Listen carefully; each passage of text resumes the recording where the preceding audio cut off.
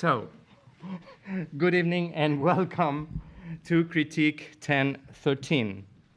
For those among us who would need some context, Critique is the fifth year-long installment of the 1313 project, which began back in 2015 with a series of 13 seminars devoted to each of the 13 seminars Michel Foucault taught at the Collège de France. After that, the Columbia Center for Contemporary Critical Thought, invented, animated, and directed by my dear friend Bernard Harcourt, was the hotbed for other 13 year-long seminars on critiques of Nietzsche, uprisings, praxis, and now critique. I would say that the concept of critique has always been at the center of this continued research. What is critique? Perhaps one of the central questions raised by Foucault. And how does it work in the process of construction of a voluntary inservitude? Critique is fundamental for that purpose, for the purpose, as Foucault would put it, of not willing to be governed this way. Critique, I would say, is what is at the core of Bernard's intellectual work as somebody who is both a thinker, a critical thinker, and a lawyer whose work with death row inmates in Alabama is well known.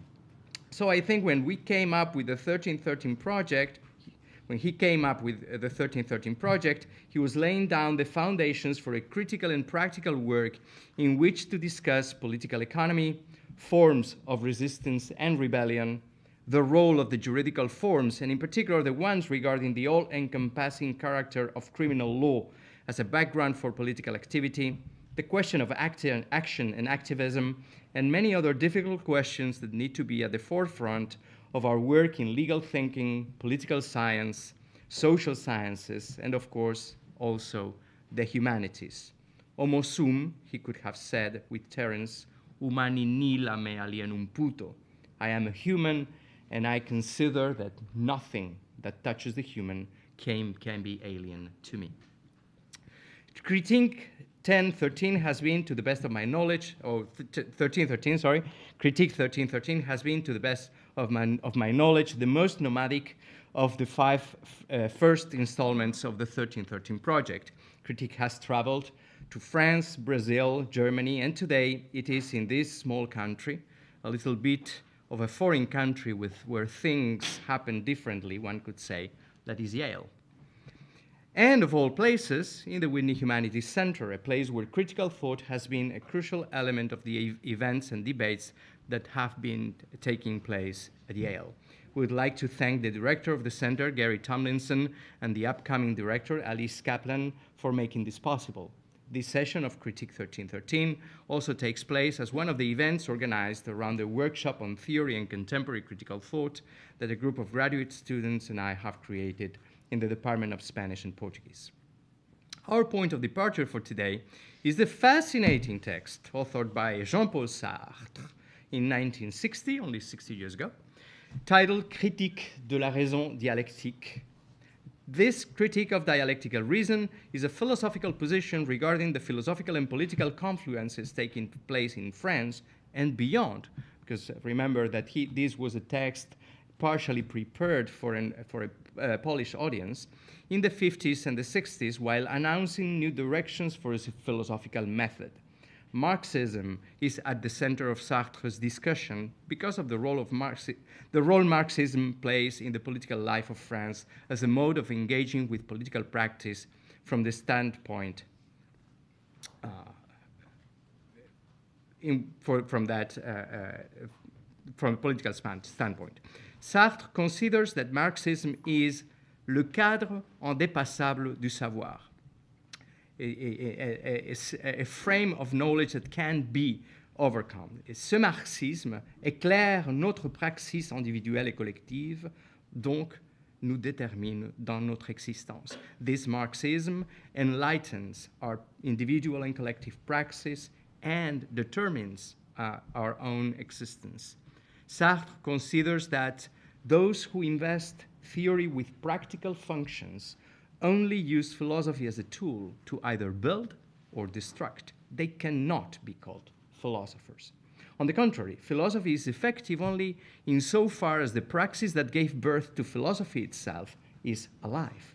Philosophy needs to permeate the people and become a collective tool of emancipation. In other words, what is critical is critique itself, here I think called philosophy, rather than praxis. The latter is not the result of the former, but rather its very condition of possibility that at its turn needs to be alive. The great search of a method does not seem to be, I think, the history of philosophy that Sartre depicts in his text, but rather the emergence of a new form of critique that results in a philosophy that does not have yet a name, and that we probably need to resist to give it a name, lest we fossilize it immediately, thus killing the praxis that makes it alive. The main line of questioning in the 1313 project and of Critique 1313 is not to understand the texts we read in the context in which they were disseminated, probably transforming such context anyway.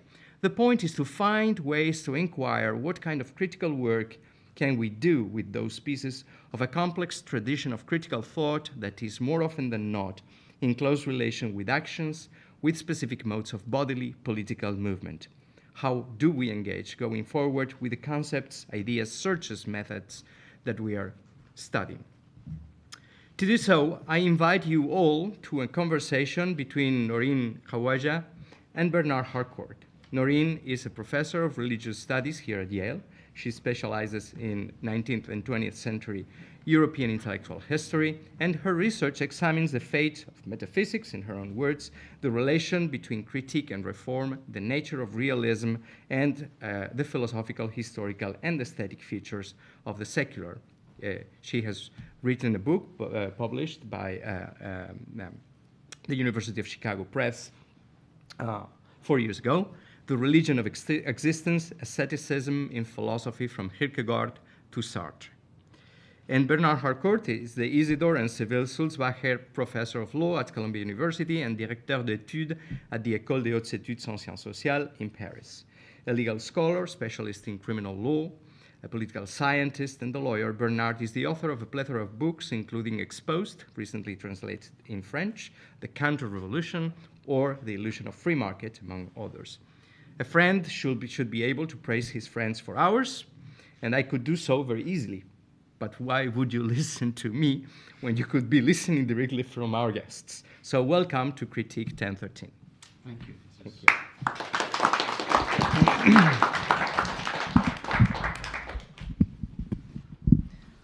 I go first? So Yes. shall it be? You're. Thank you to both of you for this exciting invitation, a chance to revisit a book that I abandoned in frustration many years ago, and a chance to test the evolution of my own patience and creative and analytic imagination. And I hope that it has in some way translated into something intelligible for all of you. We shall see.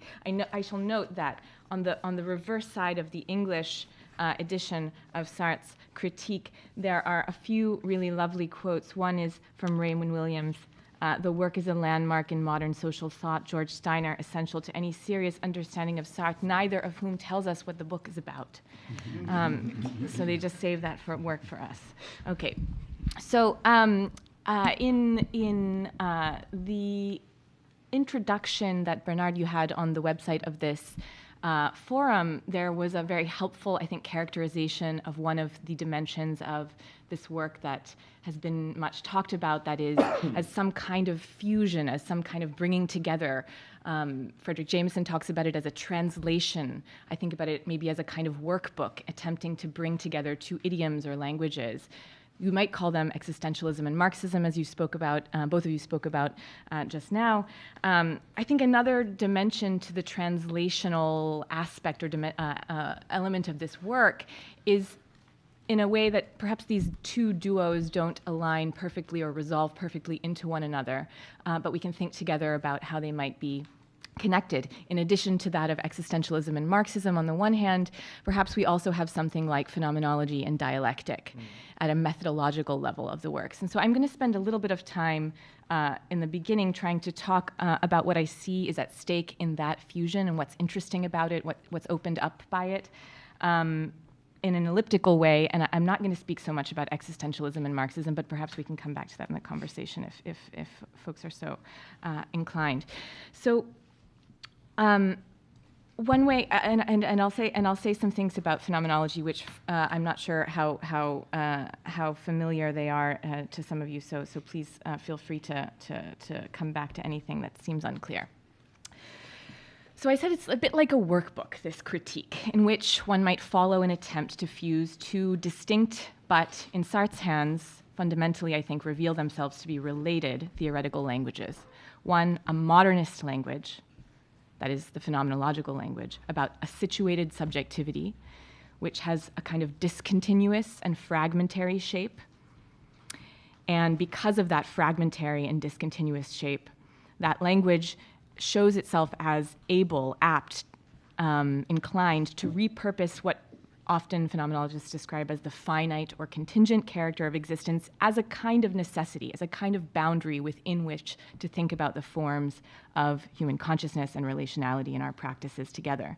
So that's one language on one side. The other language, you might call it, whether you call dialectical, but also in some ways indebted, I think, to a kind of romantic imaginary about parts and wholes, and a way of speaking about the way in which parts and wholes unfold in determination in relation to one another. So we can call that perhaps dialectic. So we have a language which treats and cuts up the world in terms of fragments and discontinuities and looks at the structure that's revealed from some of those slices, and one which thinks about the interpenetration and interrelationality of parts and wholes. And so this snapshot model, which I called modernist phenomenology, and by virtue of this sort of delimitation, the slice that this method makes, taking not knowledge in some capital K sense or reason in some capital R sense as its primary object, but the moment, the look, the cut, the slice, the task, the situation, the project, these units. It's able to account for the sensibility, the meaning, or perhaps in Sartre's language here, the intelligibility of phenomena with a high degree of ambiguity and interdependence, decentering the subject, who is herself undertaking that very inquiry. So within the temporalized model of dialectic, and on the other side, we might say that there's something going on which explains how those phenomenal forms, those forms revealed through that slice, produce and pull against one another, supersede one another, synthesize one another. So if the one language or method is like a snapshot or a slice, which allows for a strangely productive ambiguity, that is, this formal centering of an analytically decentered subject, ecstatic, outside herself, transcendent language that reappears throughout this critique. The other, it's like a narrative pushing the apparent equilibria of that model, achieved in a kind of tentative way, into some more precise historical and social resolution. So instead of languages like facticity or thrownness, here we have scarcity. We have, instead of, and this is something I think I'd like us to talk about, because I'm not even really sure about what he's translating it into, but something replaces nothingness in this book, and I'm wondering what it is. Is it the collective? Is it the group? Is it some relation between them or a movement between them? And so the radical ambiguities that are disclosed by this phenomenological method, taking up as its units these slices, they absorb and quell, perhaps, the determinism of the dialectical one, the idea that we're going to some concrete, envisioned end. On the other hand, the narrative historicizing possibilities engendered by a dialectic method make clear that some old opposition haunting existentialism from day one between authentic and inauthentic existence was actually not, as it always seemed to be perhaps to those who both defended and criticized the movement, about individual versus group thinking, but rather about two distinct forms of relationality. That is, one, now in Sartre's hands, called a kind of fused group relationality, in which collectivity is embodied internally by each individual projects, and another in which those relations unfold along the principle of externality and accident, which he calls a serial kind of collectivity.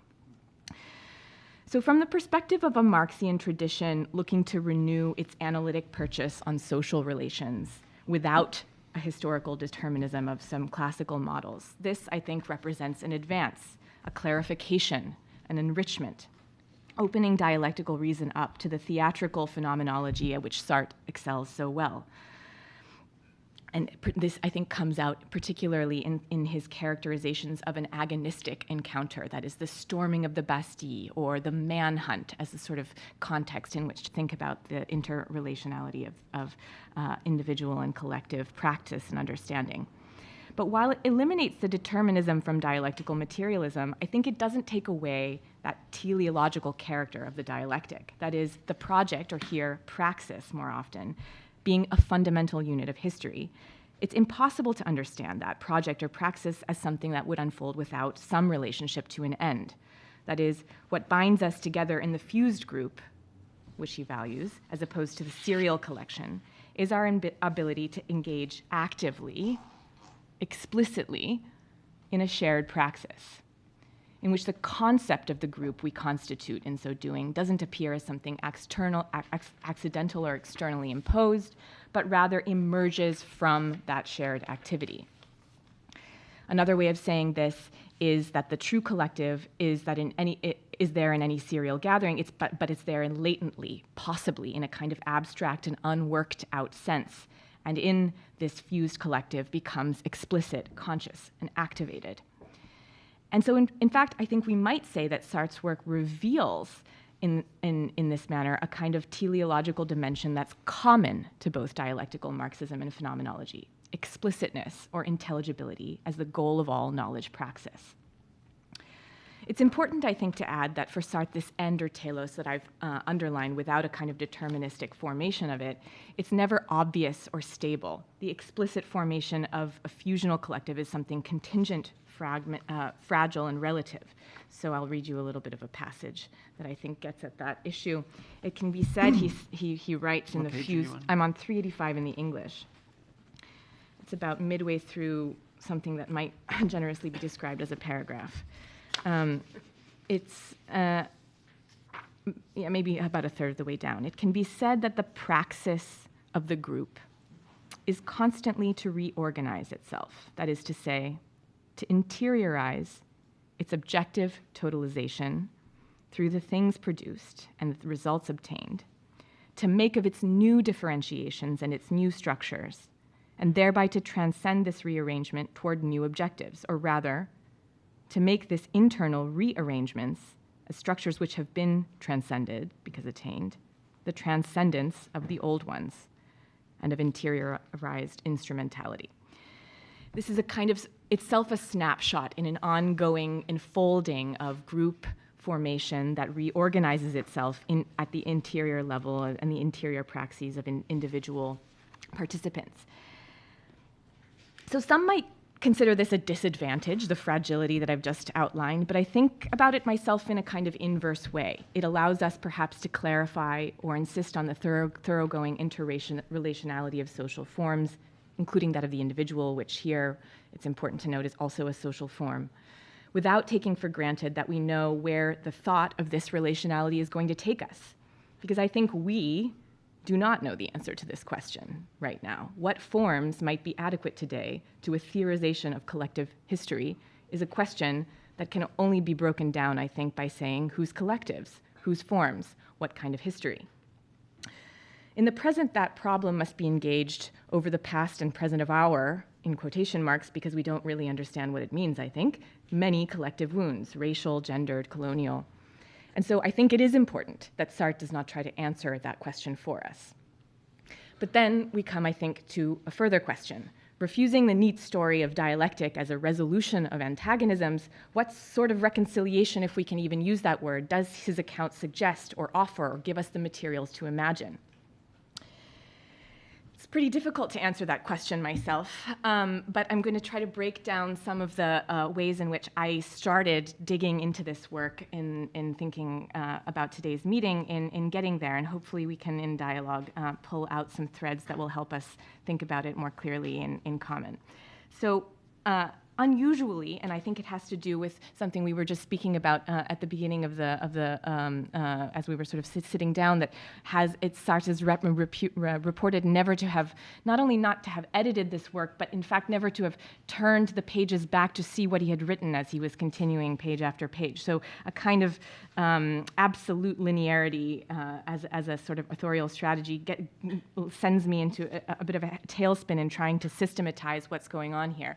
So my thoughts took on a kind of unusually linear shape themselves in trying to think about what are some of the main elements. Really uncharacteristically, I put things into two columns, things I liked and things I didn't understand. So I'll begin with the things that excited me and appealed to me on the one side. And I think, again, taking us into the text, one of the best statements to my eyes of his project is on page 506 of the English. And I think it gets also at the question Jesus brought us to in thinking about what the meaning of critique is and how this work might help us think about what critique as an enterprise actually is. And so at the very top of 506, which is at the beginning of the chapter called The Constituted Dialectic, he says,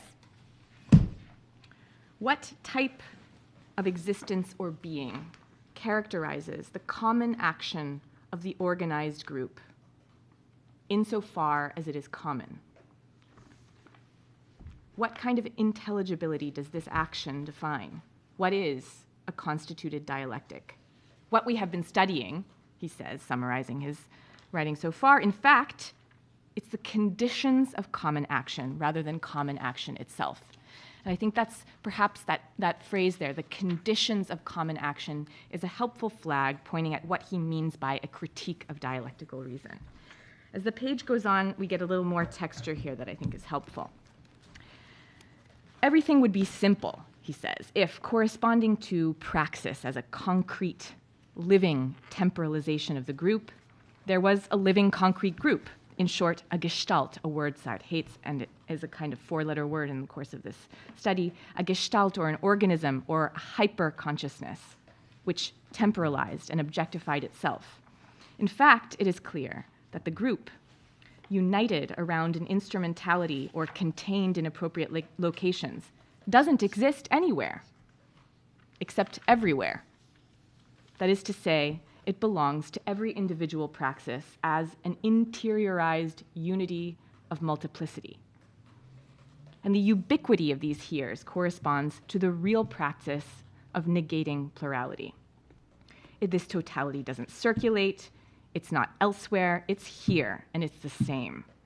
But if we abandon every magical or mythical interpretation, then it's clear that this ubiquity doesn't mean in any way that a new reality is incarnated in every common individual like some Platonic idea and its individuated objects. On the contrary, it means that there is a practical determination of everyone, by all and by oneself, from the point of view of a common praxis." So putting that sort of sprawling recharacterization of the work into some sort of zipped up shape, we might say that if the critique is a critique of that gets at the conditions of common action, what common means is something that doesn't exist anywhere except everywhere in a practical, going back to your point from the opening about theory being embedded thoroughly in praxis for Sartre in this work, of everyone, by all and by oneself from the point of view of a common practice. One of the ways in which this work, I think, develops one of its key distinctions, and I mentioned this at the beginning, in characterizing the two types of groups it primarily sketches in outline, that is, between a kind of serial group formation and a fused group formation, which I tentatively tied to some sort of default characterization of inauthentic and authentic existence. Though that's something to be plumbed more carefully if we want to go there. One of the things, and so I'm in the appealing column, just to remind you, we're still in the happy column. That seriality as a characterization of a certain kind of group existence, I think, is appealing because, in some ways, it gets at not only, for example, things like waiting in a line at the bus stop, an example Sartre spends a lot of time speaking about, but also in a way that I think gets at something of the shape of our gathering right now, speaking over a microphone, a kind of broadcast that goes into a space in which who knows what happens to it. He speaks of the radio broadcast as another example of seriality that invites and instigates a kind of serial collectivity. But what I think is interesting about that is not so much the classification of particular forms as good or bad or productive or as engendering fused and common collective ways of thinking about our belonging together, but perhaps that seriality reflects a name, and I'm reading now from the perspective of, I think, a contemporary critical eye, which has heard a lot about in our many disciplines about the logic of liberalism, the logic of neoliberalism, how, in fact, those things are not one thing, in fact, they're not many things, in fact, they're not things at all, in fact, what are they? And I think that there's something, and this is suggestively opening to me in reading this text today, there's something suggestive about seriality, the way in which he defines seriality as a kind of metaphysical presupposition of liberalism, or of what people who often talk about liberalism as a kind of logic are attempting to disclose. And so that's something I think is perhaps a productive place to think about Sartre's work with as we attempt to name and diagnose and perhaps poke holes in some of the social and political questions of our day.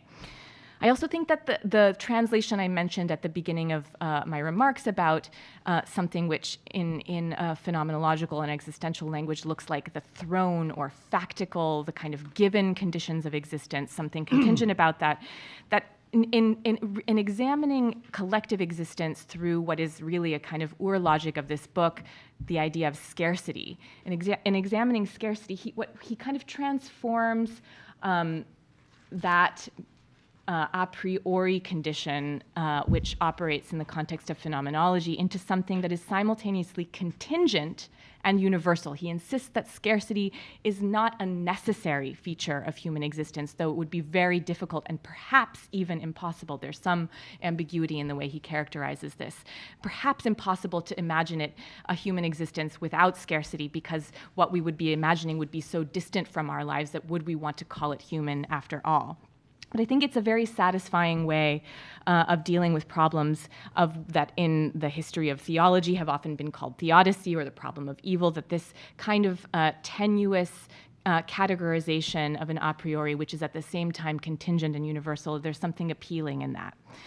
And I think also underscoring something that you spoke about in your opening remarks is about this kind of superimposition or insistence on a continuity between theoretical and practical knowledge, that he defines something like what this principle of intelligibility, which runs through the work.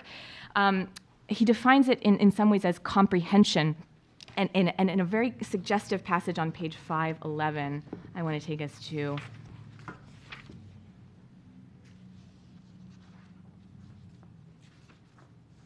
And it's curious because usually in reading him, it's the end of the sentence is clearer than the beginning of the sentence. So I have to bore you with the beginning of the sentence so that you get the joy of the end of the sentence.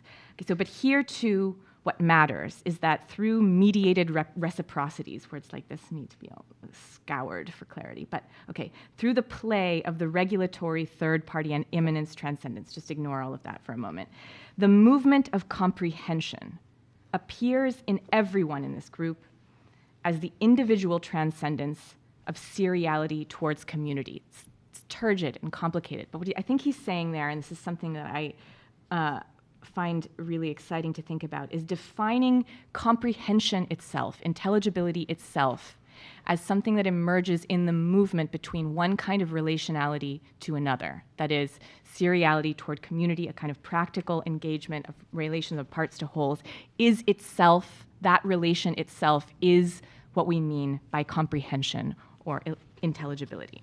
So I think there's something appealing about that. There are a lot of problems, and now I have a few minutes, and I've said a lot of things that have the form of questions and suggestions, and so I don't want to take up too much time on adding to those, but I'm going to get to the other column, that is, things that I'm struggling with. So I think my biggest issue in looking at this work under the exciting question of what can we do with it today for critical work is what is the role of negation in our thinking about the collective? It's a word that appears almost as a kind of copula throughout this text. Negation produces reality. Negation marks how every relationship unfolds. It's the shape of our relations to ourselves, to others, to ideas. And I think other names which we might be inclined to describe or figure the kinds of moments he describes as moments of negation would be divergence, difference, relation itself. So in other words, I'm talking to you right now, words are coming out of my mouth, they produce some sort of image. Whatever is happening in your ears, bodies, and minds right now as a result of or in combination with those words that are coming out of my mouth could be described by Sartre as a negation of something that is already being produced in you. So my question is, why? Why do we need so fundamentally inscribed into our thinking about relationships something that has the form of a negation?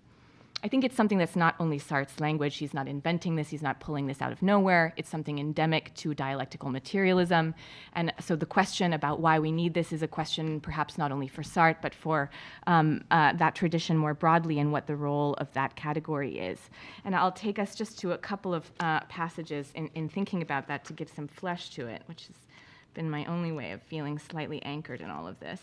On 149, this is a moment where he defines both scarcity and negation in relation to one another.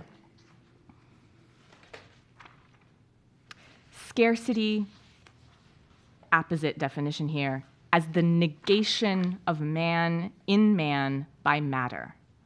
So scarcity as the fundamental condition in which human relations unfold. What is that condition? The negation of man in man by matter. And that scarcity, that negation of man in man by matter, is a principle of dialectical intelligibility, the principle of our being able to discern and clarify the unfolding determinacy of our relations to one another, just to gloss that sort of proleptically.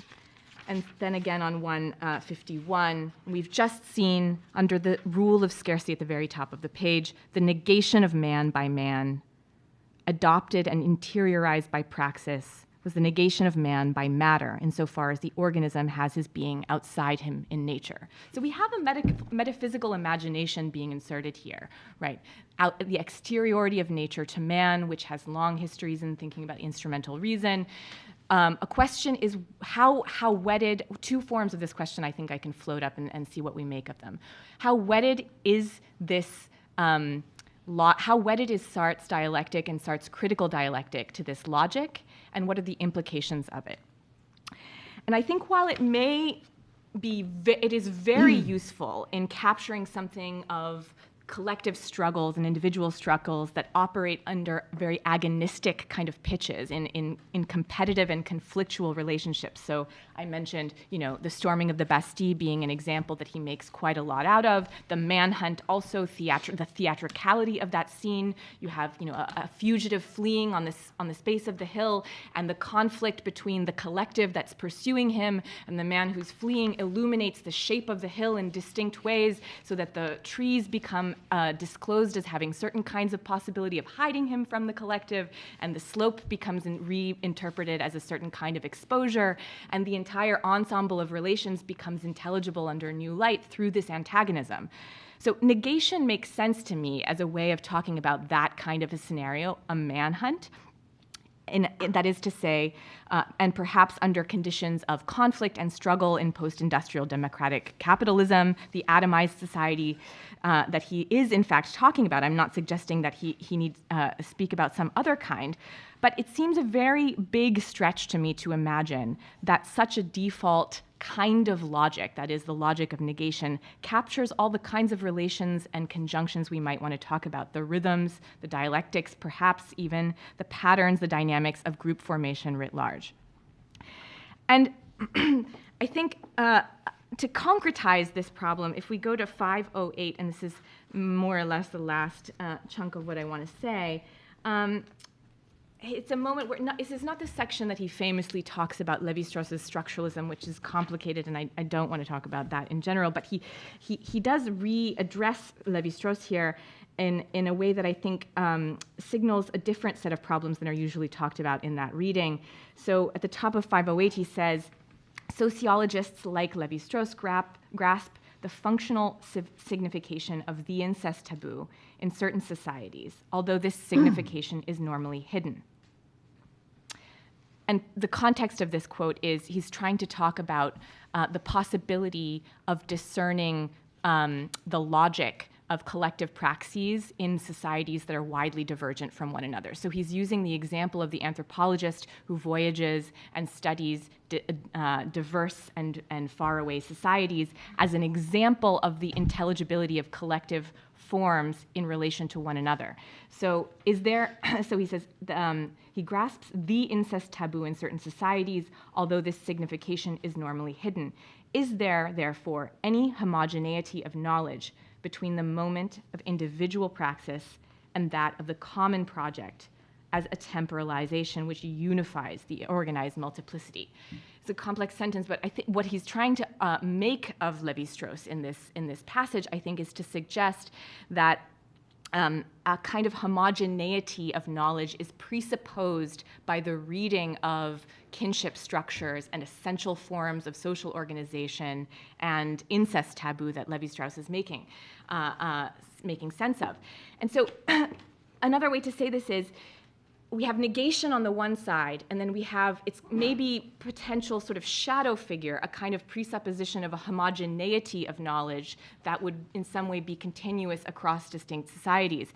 And they're obviously kind of citing Lévi-Strauss as a methodological sort of partner in some of this, I think, is complicated for us to think with today. What would it mean to take a project such as this in thinking about reading collective formations, not only across class lines within and in post-industrialized society, but in a much broader idiom across really quite divergent forms of cultural world-making.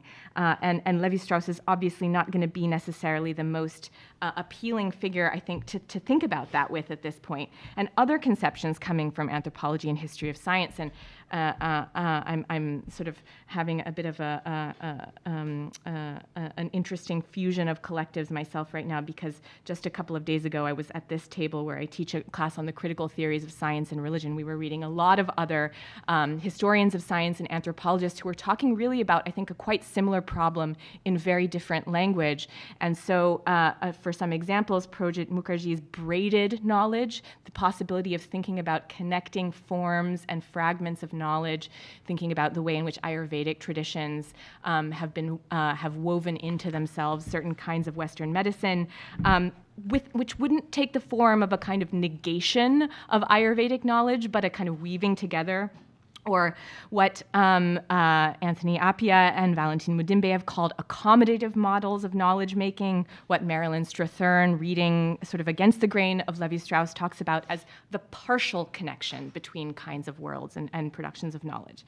So I'm thinking about some of those formations and what they might mark for what the possibility of a kind of cross-collective intelligibility that Sartre uses the figure of homogeneity to mark. My instinct is that it's going to be quite sticky for us to work with a work like this in thinking across collectives if we insist on homogeneity and negation as the primary logical tools in moving across units. And something like these other kinds of forms would perhaps be more suggestive. I'm not making a claim that this challenge is crippling for the core objective of the book, but I do think that in its present form, it makes it quite hard to think about how to work with it in a contemporary idiom. And I think the difficulty of the work itself, which is infamous, is it makes it such that it's very hard to think about how, a work like this, with these examples that it has and theorists that it has, how would you go about, I wonder, and it's an open question, how would you go about trying to improve or disprove some of its premises? Where would one begin in doing so? I'm interested in thinking together about this. It relies on so many things which would be difficult to evaluate. Does it offer us a suggestive figure that we might sort of follow through on, or what other language could we use to talk about the ways in which its conceptualizations intervene in some of today's political concerns? So I'm not going to say anything more right now. I've sort of thrown up a bunch of things and happy to come back, but I'll leave it there. Yeah. Great, thank you so much.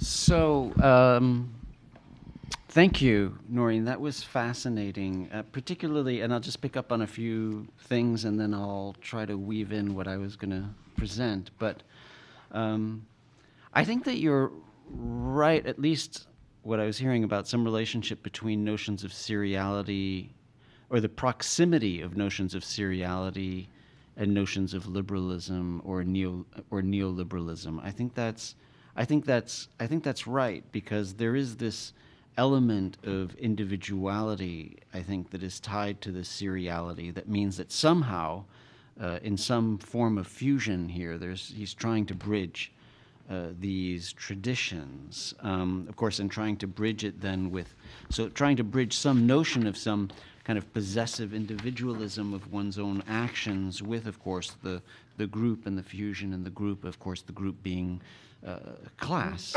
right? The key category of Marxism, the class as the group, and I really like the way you were trying to make us think about it through the prism of, on the one hand, phenomenological rather than existentialism, and the modernist language of cutting and slicing, which goes well with the kind of individuality of the analysis, right, versus on the other hand, the dialectical language of thinking about wholes, how those sliced individualities would end up forming a whole, right, which is what the dialectic is all about. I also thought that we should continue to explore the role of negativity, negation, and its productivity. So I'm really glad you put that on the table for us. I think somewhere in my introduction, I was pointing, there could be a fascinating analysis of the proximity of Critique de la raison dialectique and Adorno's negative dialectics, really. I mean, of all the work that we've read this semester and or this year, and of all of these critical, I mean, in the critical tradition that has these thinkers, from Marx to Hegel, etc., thinking through a notion of a dialectic, it seems to me that it's definitely Adorno's negative dialectic that is closest to this, which makes sense, right? Because what Adorno was trying to resist was the totalizing moment of the overcoming. And so it was this anti-Hegelian element in Adorno, which is the Sartrean rejection of historical materialism in a similar way, right? So there's a sense in which Adorno's negative dialectics as a rejection of the Hegelian dialectic is similar to Sartre's use of these constant forms of resistance and of the resistance of the pratico-inerte, as he talks about, as being similarly a resistance to the Marxian overcoming and completion of the dialectic. So there are those parallels. So that was very rich, and hopefully I'll be able to kind of add some thoughts to that. What I thought I wanted to do was to try and figure out the various answers to the question that people have always posed to this work, which is, you know, does it work in any way? Did it work? Did it work for Sartre? And of course, there are big debates about the fact that for Sartre it didn't work, and then later he would claim to he would claim that it hadn't worked, that this fusion, in fact, hadn't worked, that he was wrong, that existentialism isn't just an ideology that can infuse Marxism, and but that question, in a way, I think is helpful for us today to try and figure out what we could possibly do with this work. In other words, the claims of what didn't work with the attempted fusion, I think, is relevant to our investigation to try and figure out how we could use it, or what we would want to do with it, or how we could make it work, possibly, if we could. And so to do that, you know, just to take a step back, just so that we're all clear as to what this thing was, which was a fusion of phenomenology and dialectics, or more conventionally, existentialism and Marxism. I had tried in the introductory post to spell out some of the specific features of this creature, focusing on the way in which Sartre tries to do away with the teleology of Marxist history, trying to reject the positivism of scientific Marxism, opposing all forms of mechanical dialectical thought. I came across a definition this week by Mark Poster in his book Existential Marxism in Post-War France, which is an interesting work. It came out in about 1975. And this was how he kind of succinctly tried to define the project of existential Marxism. So let me just state that as a preliminary. He says it's a non-Leninist Marxism, and of course that's right. I mean, it seems as if that clearly the greatest target was, well, the clearest target that Sartre had was a Stalinist Marxism, a very wooden Parti communiste français Marxism of that period. So he writes, a non-Leninist Marxism that conceptualizes advanced industrial society in a way that points toward the possible elimination of its alienating structures.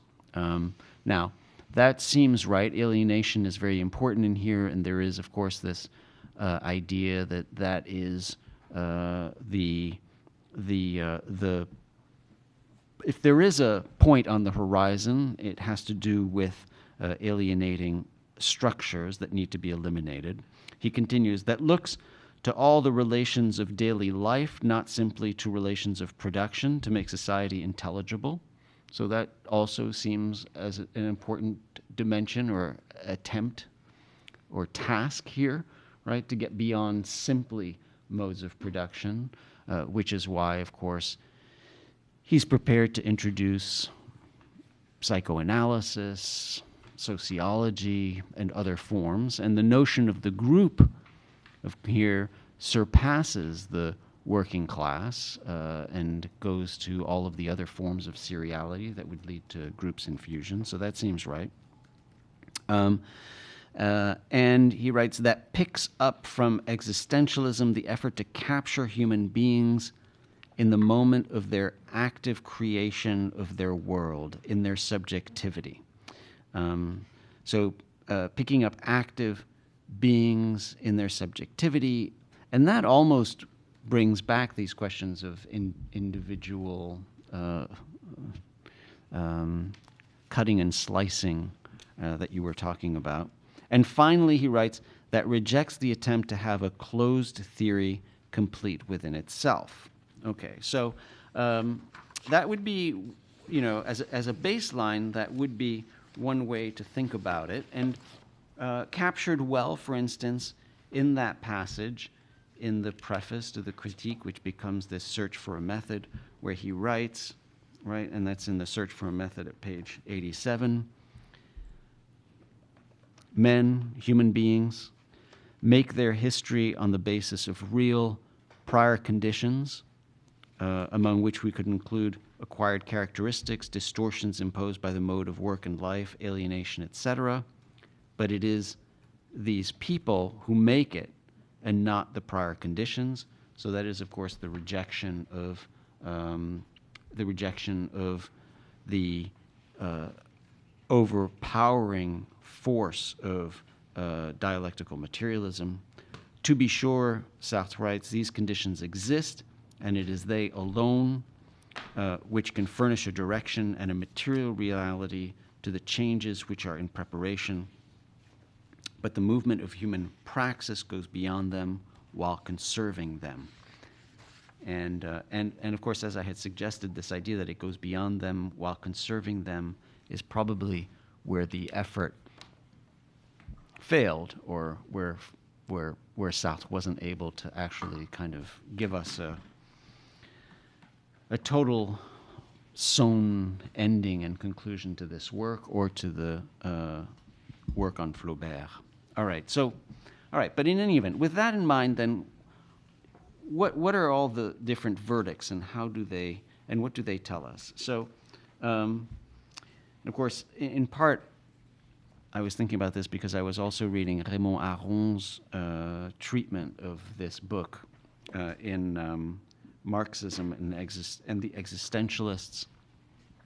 And Raymond Aron comes to the pretty harsh conclusion that, quote, I do not think that Sartre has achieved his aim of renewing Marxism, which, in the hands of the Stalinists, congealed into a sterile dogmatism. Okay, so, now not everybody agrees. So there's one philosopher, Thomas Flynn, who wrote a lot about Sartre, and mostly about being and nothingness, but also about Marxist existentialism. So he actually wrote a book called Sartre and Marxist Existentialism.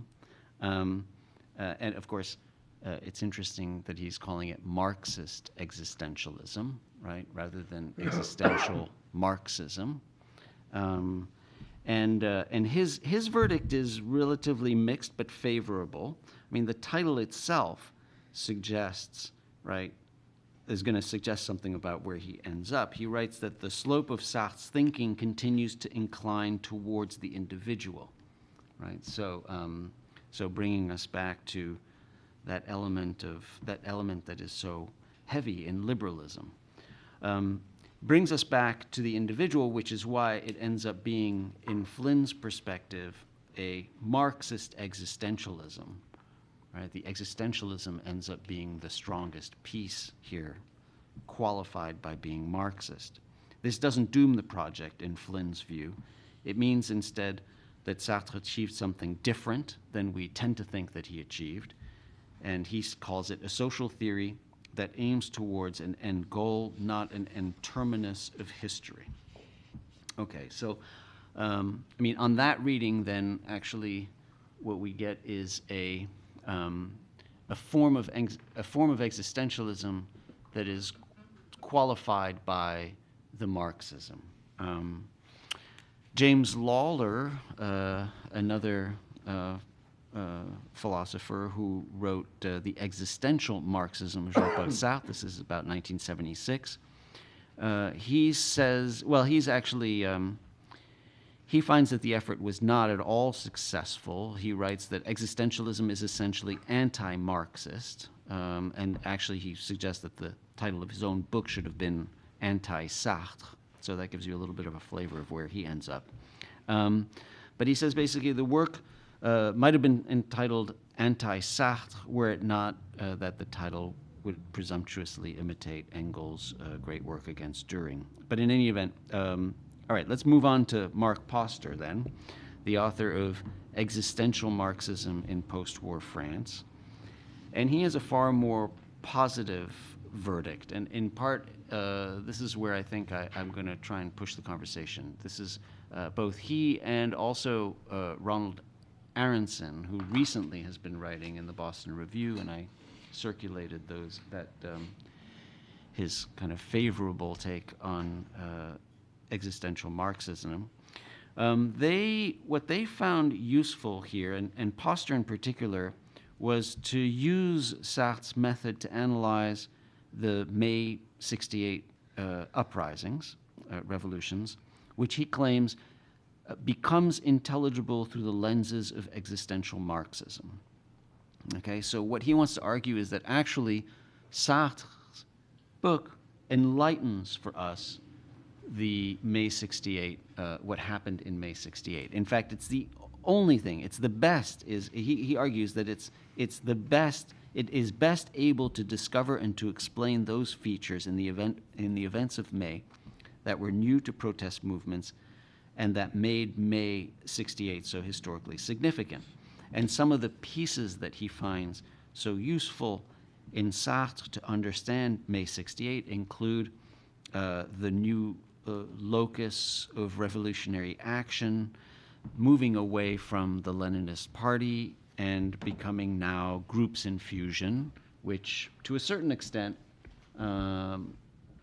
was something that we saw in 68 with the small formations of, where these were groupuscules, right? Actually, that was their name, but the March 22nd collective, etc. All of the different ways in which it was groups in fusion that were forming rather than some kind of Leninist party. In fact, the resistance to May 68 was the well-established unions, the Communist Party, which resisted the students all along and ultimately brought down the revolution. What else does Poster see there? He sees a new understanding of the resistances that prevent the proletarian dictatorship. So the idea here that there are institutions, for instance, and this is Sartre's notion of the institution that represent the pratico-inerte and that push back against group formation or are the forms of negativity, really. I mean, instantiated are these institutions. It's when the seriality becomes the group infusion, when the group infusion becomes the organized or standing organization or something, and then as it moves more towards the institution, that's what actually pushes it back. That's the negation that then means on one reading that you don't have this overcoming and you don't have the totalizing that happens at the end. So for Poster, one of the most important contributions, really, of the work is our ability to understand better these forms of revolution. True also of the Bastille uprising, right, which is at the heart of the analysis, but also for 68. And as we'll see later on, for Lisa Gunther, the California hunger strikes from 2013. Okay. Ronald Aronson in the Boston Review makes the argument that what this fusion of existentialism and Marxism provided was something about helping us better understand the key to human agency under political and historical conditions that are beyond our control. So again, again, that ties closely with Poster, right? It's a question. These are the questions of human agency that are both embedded in the problem of the individual, but that allow us to then see how people actually form groups and form resistance and engage in uprisings. He thinks it's particularly important today because of the rise of the Democratic Socialists of America, and so he thinks that the analysis offered here can help us in some way understand the present, understand, particularly in the United States, where the role of individualism is so important. So actually, for Aronson, this form of existential Marxism is particularly useful today because, more so even because we live in a society in America that has such a privilege of individual and individual action. Like, you would almost think that it would be less important in France, possibly in the 1960s, because there wasn't that background sense. Now, again, you know, there's those in all of these debates. Interestingly, there's always those who resist these suggestions, and Aronson is then resisted by Alfred Betchart, who says that basically, no, these are contradictions in terms. There's no way that you can get from one to the other. These are just opposing, conflicting, in a kind of in a form of a negative dialectic, which actually we're suggesting Sartre might have wanted to embrace. Okay, then let me come back to Raymond Aron then, because he actually draws our attention to this interesting passage in the work. It's at the end of a note on page 349 of the French edition.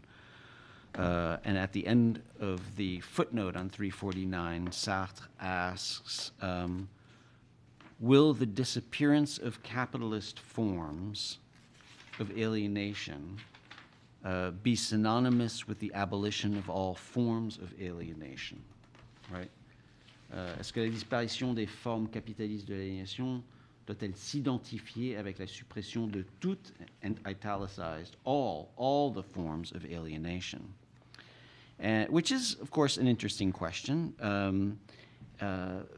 because what it kind of asks is whether, if we were able to get beyond Western liberal democratic advanced capitalist forms of governing, would we be able to eliminate all forms of domination in some way?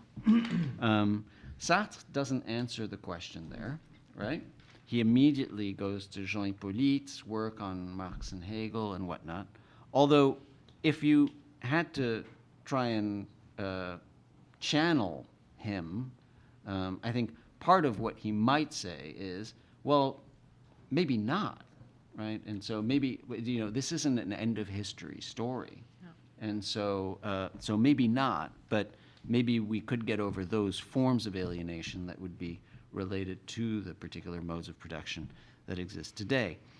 Aron, of course, says himself the answer is not necessarily in the affirmative. And I think that's right, of course, but the thing is, to a certain extent for Sartre, I think that's inevitably right. That's inevitably right. And it might be asking too much of Sartre, or it might be just defying his entire project to suggest that that would be what he's envisaging, in part because he is rejecting the totalizing nature of the dialectic, right?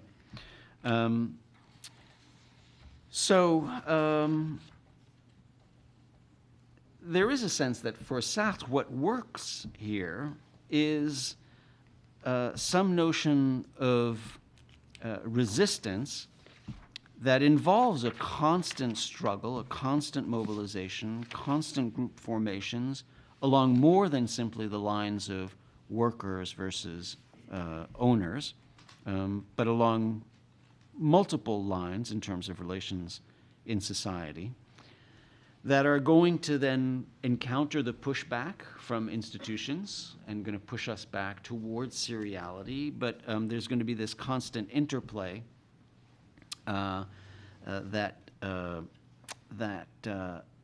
does not resolve, that doesn't resolve.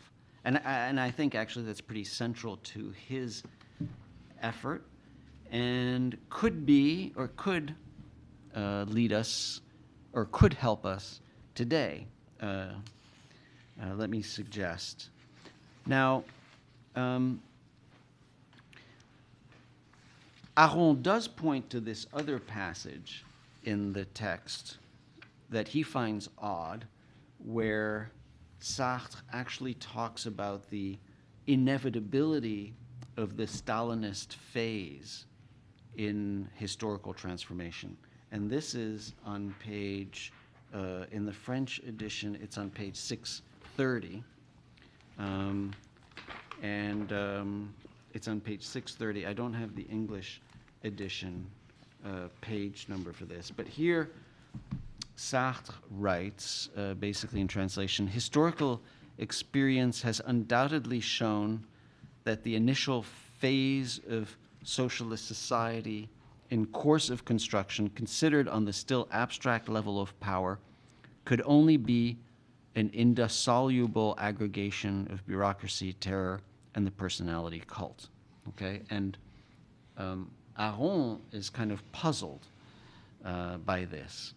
Puzzled by this because it almost suggests some necessity in the historical analysis, as if that the terror in some way is to be expected, right?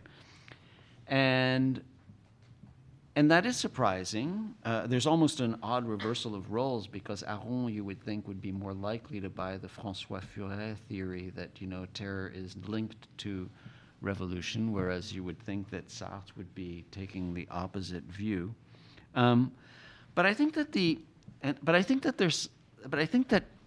and this is where things are going to tie together. Sorry if this is confusing. But I think this will tie together. I think that in this passage, there's an answer somehow to some of these questions, which is that retrospectively, it seems possible to use this method that Sartre tries to develop to assess historical events and explain them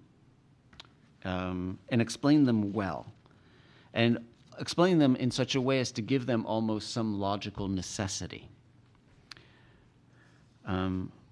But not to predict the future, which is why, of course, he's rejecting, I think, some of the dialectical materialism. Not to predict the future, but to predict the past, if you could use those terms. And I think that that's pretty central to Sartre's method.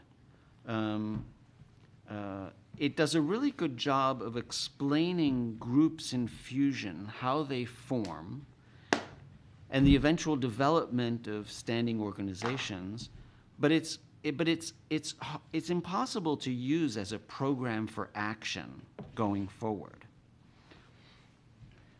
That is, of course, a weakness of academic work in general, right? I mean, because we ask ourselves, we tend to ask ourselves, how can we get people to mobilize, right, around issues? That's what we want. We want to know what would be the way to mobilize, this new round of scandals.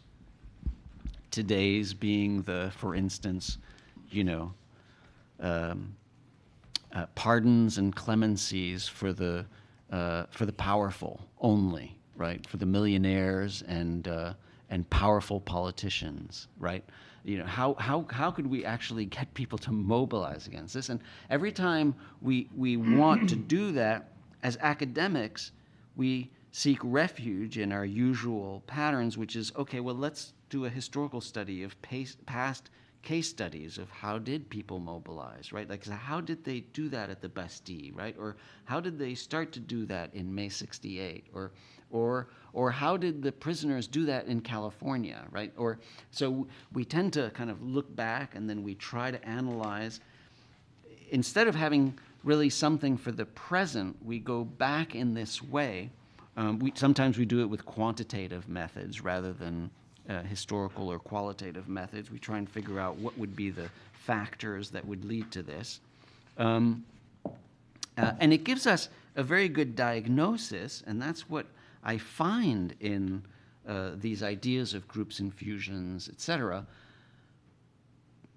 But it gives us an ability to kind of predict the past and not predict the future, right? Now, Mark Poster does this in his book, using all of these notions and all of these terms that Foucault had developed to analyze the May 68, right? He describes the sudden comprehension by the students and how there's this, they fused, and and he writes about how the lesson of May was social transformation, concentrations of immediate creation of new relations of reciprocity, and all of the terms.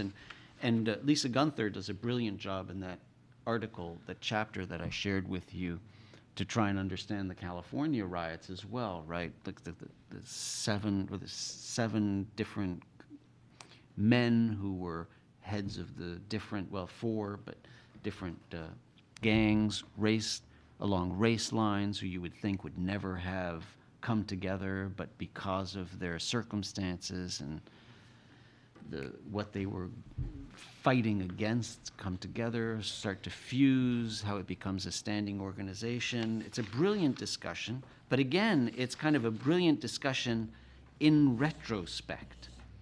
It's a brilliant discussion in hindsight. We can look back and we can see how these things happen, but it's not really giving us the tools. It doesn't seem as if it's giving us the tools to do that work today or tomorrow, and to figure out how, indeed, to mobilize others. And it's that failure that ultimately I want to suggest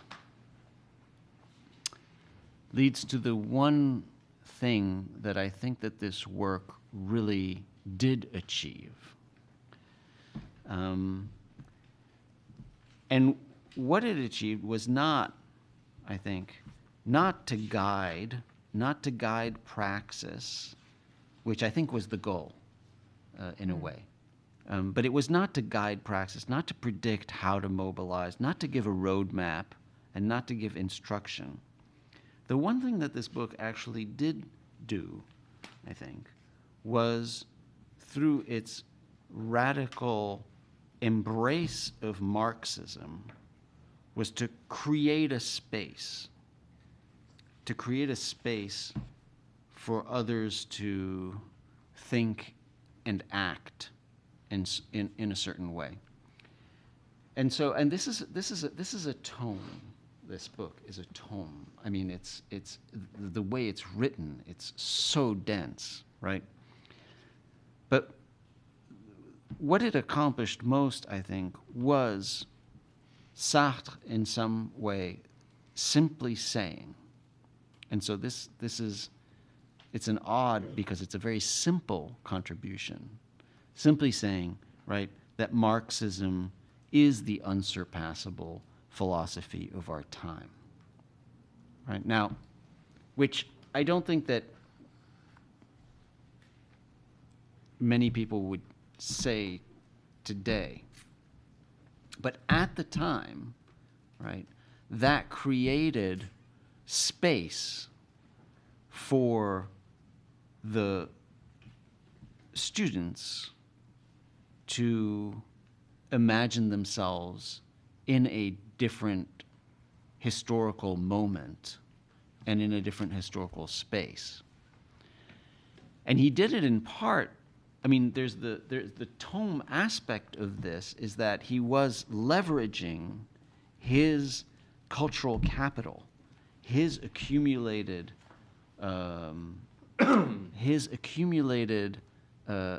philosophical reputation to do that. And it was a radical move at the time, you know?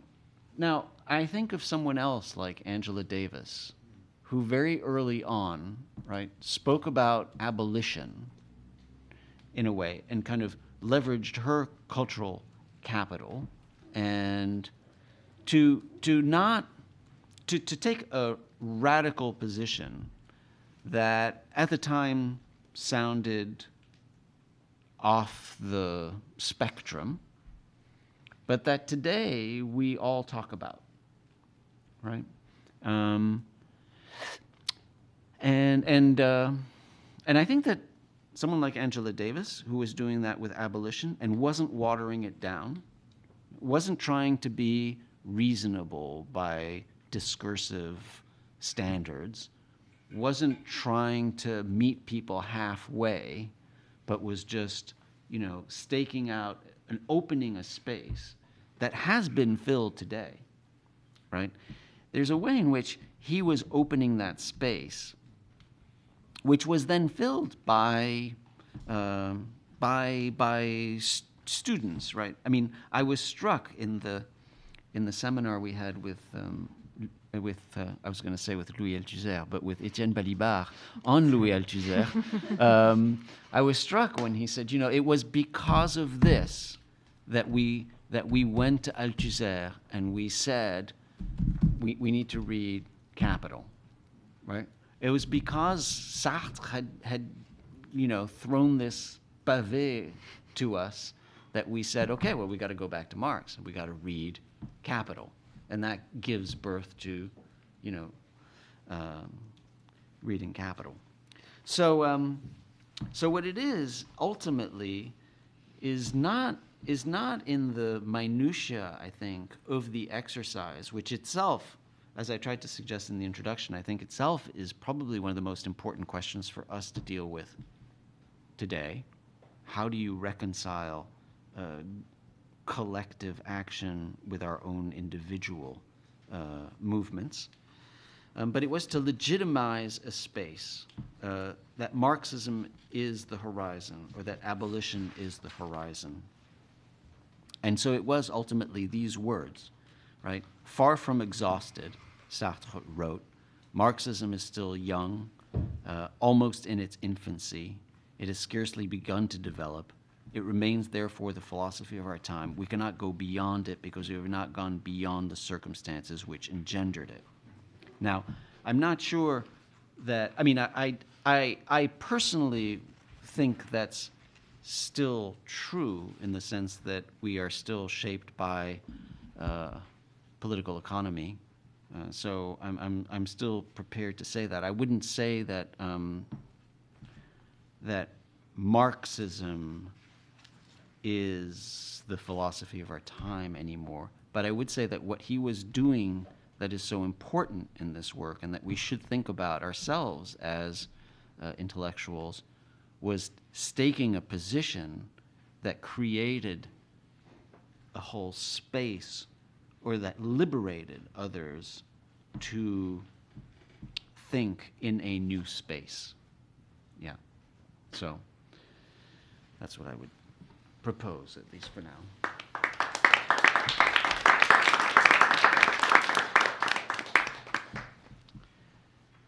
So now we can do many different things. One of them would be just continue this conversation for a little while, maybe ask or take some questions and comments. I have been, you know, I do not want to monopolize this part, but no, I won't. Go ahead. But I do have some questions that are that relate to the way in which you have deployed, or Sartre has deployed some concepts, some ideas, and the way in which you have used them, and how to locate them in a particular moment of critical thinking. He belongs to his context. His interlocutors. Who are his interlocutors? Who are his to what extent he himself is his own interlocutor, not only as a philosopher, but also as somebody who does something else. He is also the one who reinvents in a certain way theater, or philosophical theater, and who is in the business of reinventing the ways in which we narrate, so the forms of totalization of history, how to go from events to a narrative that is understandable in itself, as and has some sort of trace of this metaphysical imaginary that we were talking about before. So one thing that seems to me very important is this question of seriality. That's indeed something important. not only because of the role it plays in the text, in the constitution of the idea of the group, of the praxis or the group, but also because seriality has such an important role in the philosophy of some of his interlocutors, who, like Adorno, for instance, are dependent on seriality as a musical concept in which, 5 notes are suddenly liberated from their not being able to be part of tonality, and then suddenly you can create something with those 5 notes that before were just part of the discourse of the domination of the other 7 notes. So seriality, in a certain way, became an element of liberation in the process of composition, and therefore in the discourse of voices that were not being heard.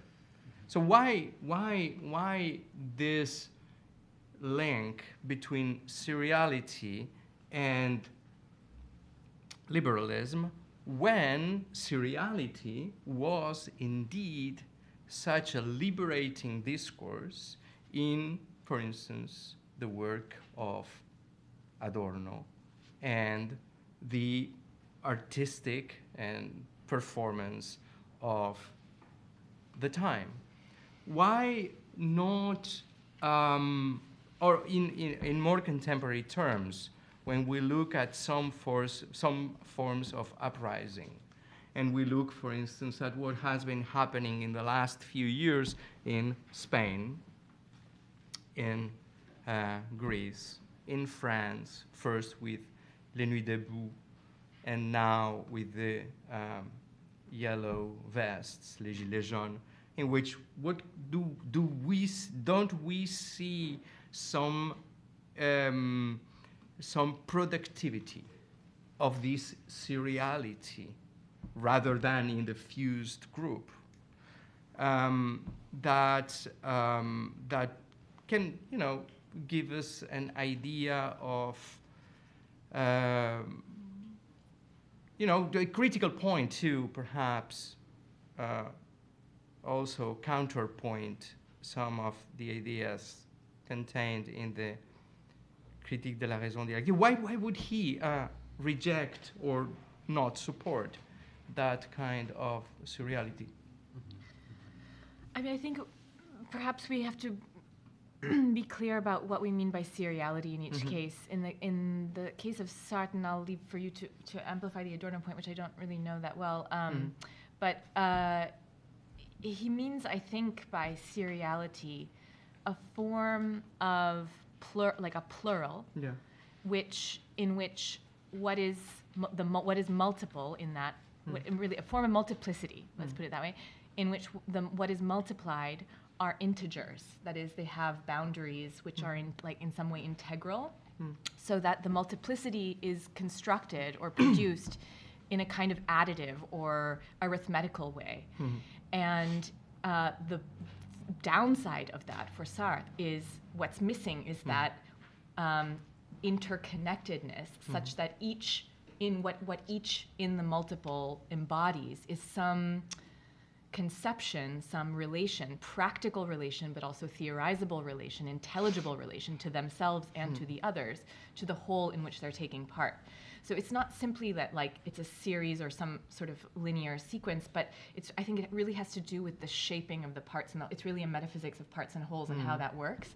And I think the way you characterize the liberating or emancipatory possibilities of seriality in Adorno's thinking about atonal music, that seems to occupy a kind of moment of reacting to a romantic model of music, or composition in which certain kinds of interweaving of parts and wholes has to take a certain form. And so I don't know that they're necessarily, the words suggest an opposition that the concepts may themselves not. It seems that what you're suggesting is that seriality is for Adorno appealing because it allows him to break a certain kind of ideology about musical composition that then allows for a different kind of imagining of what a whole can look like. Not that there would be no sense of what a whole would be, but that the relations move in a way that doesn't simply mimic that sort of classical style.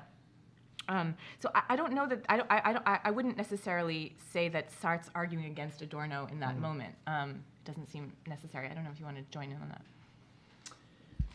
Yeah, no, I was wondering if it might have to do with where in the dialectic you're kind of starting from, because and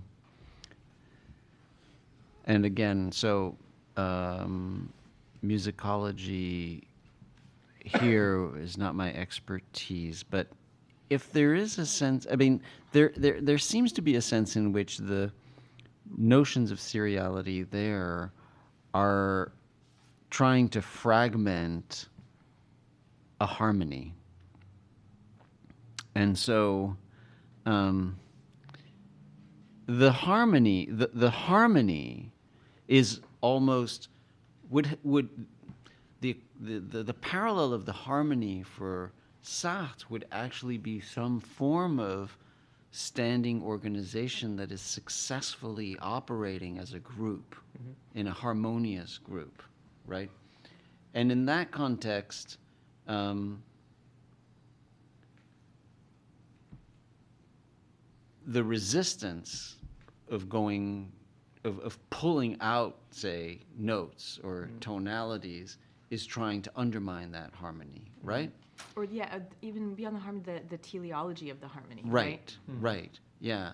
So it's almost as if, but it's almost as if you have to believe somehow that the harmony has become too bourgeois or complacent, or which they did. Or, I mean, right, that was the cut, right? Right. So it's almost as if, I mean, so if you tried to map on the logic of CRD, it would be something like that. It's become that the harmony has become an institution, and at that point, then any movement, the resistance to the institution can be serial. It's whatever we need to do because. Because and at that point, individuality would be an adequate or would be fine as a mode of resistance to the institution that has become complacent. Whereas the problem that he faces is not one of, I mean, I suppose he did face the problems of institutions that had become conservative and complacent in that way, and restricting, right? So what that would suggest is that the kind of individual acts of resistance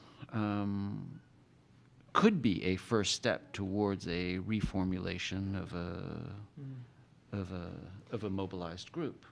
I think that's the upshot of also what you were saying about this dialectic in Sartre's hands not resolving in the way that it does, and what different interpreters have made of its lack of resolution in a sort of classic way. And this is, I think, a tension in the work, which is, I highlighted the degree to which a kind of opposition between seriality and fusion mirrors in at least partial or substantive way, if not entirely, a kind of distinction between inauthentic and authentic existence, so that there's some sort of valuation of the latter and devaluation of the former, but the ambiguity is that he's not quite resolved in that valuation. And in fact, it seems that part of the way in which the instability of the dialectic, the lack of a determined end to the movement of history, what that requires is that seriality cannot mean simply something that we have to get over once and for all in order for this emancipatory movement to unfold. And so I don't think that he resolved that tension, that it has both a kind of problematic metaphysics of individuality laden inside of it, but also seems not to be simply, the sin from which we recover. but is embedded in the actual structural dynamics of group emergent, ongoing group activity. And I think this is partly where my point about negation actually back-ended into the question, because, and it touches on what you were saying also, Bernard, about the hopeful reading. Well, maybe it'll help us understand, at least it'll help us get over the forms that are related to capitalism, if nothing else. It seems that by kind of, this is my deep worry, and not only about Sartre, is that by foregrounding a logic of negation as the primary mode by which individualities are related to one another, that is, any kind of ambiguously defined entity or self or microgroup or unit relating to something outside of it, whether that's nature, whether that's a project, whether that's an environment, whether that's another group dynamic, or whether that's some kind of majoritarian totality. And he uses the logic of negation to describe all of those movements, all of those dynamics by which some sort of difference is being tracked or worked through. Doesn't that language trap us in a kind of logic of an integer? That is, to think of my relation to you right now and trying to make this understood, this point understood, as a negation of what you were previously thinking and what I might have wanted to say, is a pretty limiting way of understanding what's happening here right now. And so I'm wondering whether that sort of smuggles back in some of this logic of individuality that he's been worried about. So that was, I see that question about seriality, its instability tied to the point about negation, but I'd be eager to hear anyone else's thoughts. Yeah. Yeah, we should definitely open it up to thoughts and reactions. While those thoughts are forming and while those hands are going up, the fusion, I take it, the moment of fusion is not a moment of negation, is it? It's built out of moments of negation. It's built out of moments of negation, right? And it itself can be it's a negation of a negation. And yeah, but there's also a moment. I mean, but there's also, as those individuals come together, in negating the moment of, I mean, in his examples, the bus and the tardiness and the whatever. What binds them? So what binds them are forms of negation, but there have to also be something positive that's binding them, in a way, right? Or that would be binding us in trying to That's give what I'm a meaning after. of this, Yeah. right? Yeah. Right. So one question, just a very easy question, because I don't understand. So this is, as we were talking about, this is there's a lot of freestyle, but also there are some like major chords that resonate throughout the pavé. Sous le pavé, il n'y a pas la plage. I don't know what's there, but and one of them is perhaps a certain obsession with history. So a certain obsession of how to, or maybe that's my obsession, about about achieving some sort of theory of history that you also pointed to when you said, we cannot predict the future, but we can predict the past, which is one of the self-proclaimed virtues of some brand of historians, is we can predict the past. And is negation perhaps one of the motors of history? And I'm saying, in this last, I think it's the last one, the last trope of this unfinished CRD, I like that, is from group to history. And through what? Through negation of not only individuality, or not only seriality and individuality, but also through negation of group itself, in the benefice of history as some sort of undefined metaphysical telos.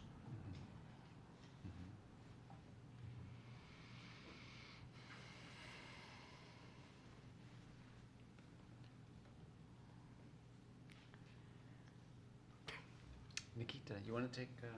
Yes. You pass. Okay. Everything's running. Yeah. Okay, so I was wondering, just in terms of like wondering what the work of negation specifically is doing. One thing that struck me in Search for a Method on page 48 was talking about Marxist formalism as a project of elimination and talking about like terror as being the refusal to differentiate. And so if we're thinking of negation as something that does differentiate and us wanting to avoid or being fearful of the refusal to differentiate, which could lead to the sort of the goal of total assimilation, which is elimination in a way. I'm wondering if there's some sort of tie in there of like sort of the Where are you reading from the passage? in 48. particular? It's the second paragraph. Yeah. Second paragraph? Okay. So it's Marxist formalism is a project of elimination. The method is identical with terror in its inflexible refusal to differentiate. Its goal is total assimilation at the least possible effort. And then the aim is not to integrate what is different as such while preserving for it a relative autonomy, but rather to suppress it. And so I was just thinking of this as you were speaking, but sort of if his method is grounded in negation and the work that negation does is differentiate, I'm wondering if that's almost like a tactic to get us out of this of terror, or of the forced assimilation. So I mean, that's a really interesting passage, right? So that's on page 48 of Search for a Method, and it's really interesting because it's the paradox of. It's the paradox of group formation in a way.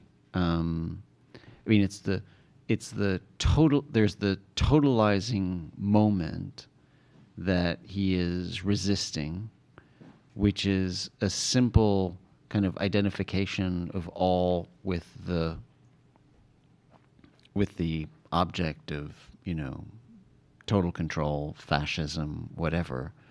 So, which doesn't have any individuality to it, right?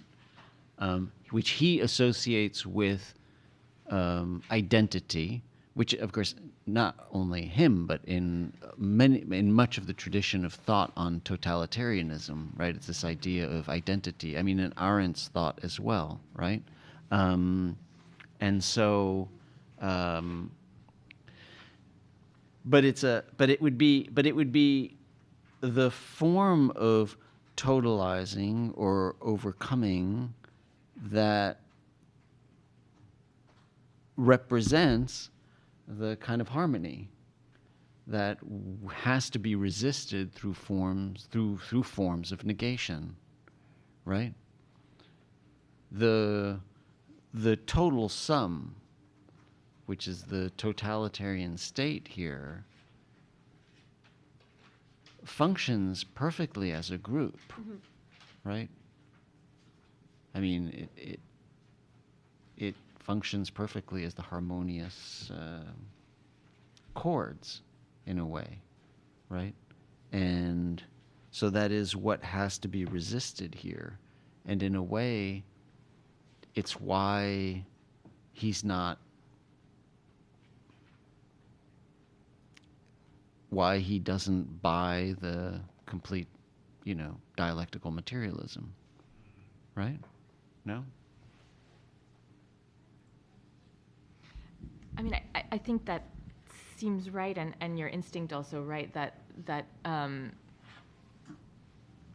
if what we're sort of pulling out of his work with the word negation is something that is opposed to or an alternative to some kind of assimilation, as we have in that passage, then there's a good reason for it in his worry, very salient, important contemporary worry about this articulation of Marxism being really distinguished from the kind of totalizing formations that were circulating under Stalinist regimes. But my question wasn't necessarily about why negation as opposed to assimilation, but why that figure of thinking difference in the first place. And I still think it's worth, I'm still chewing on it.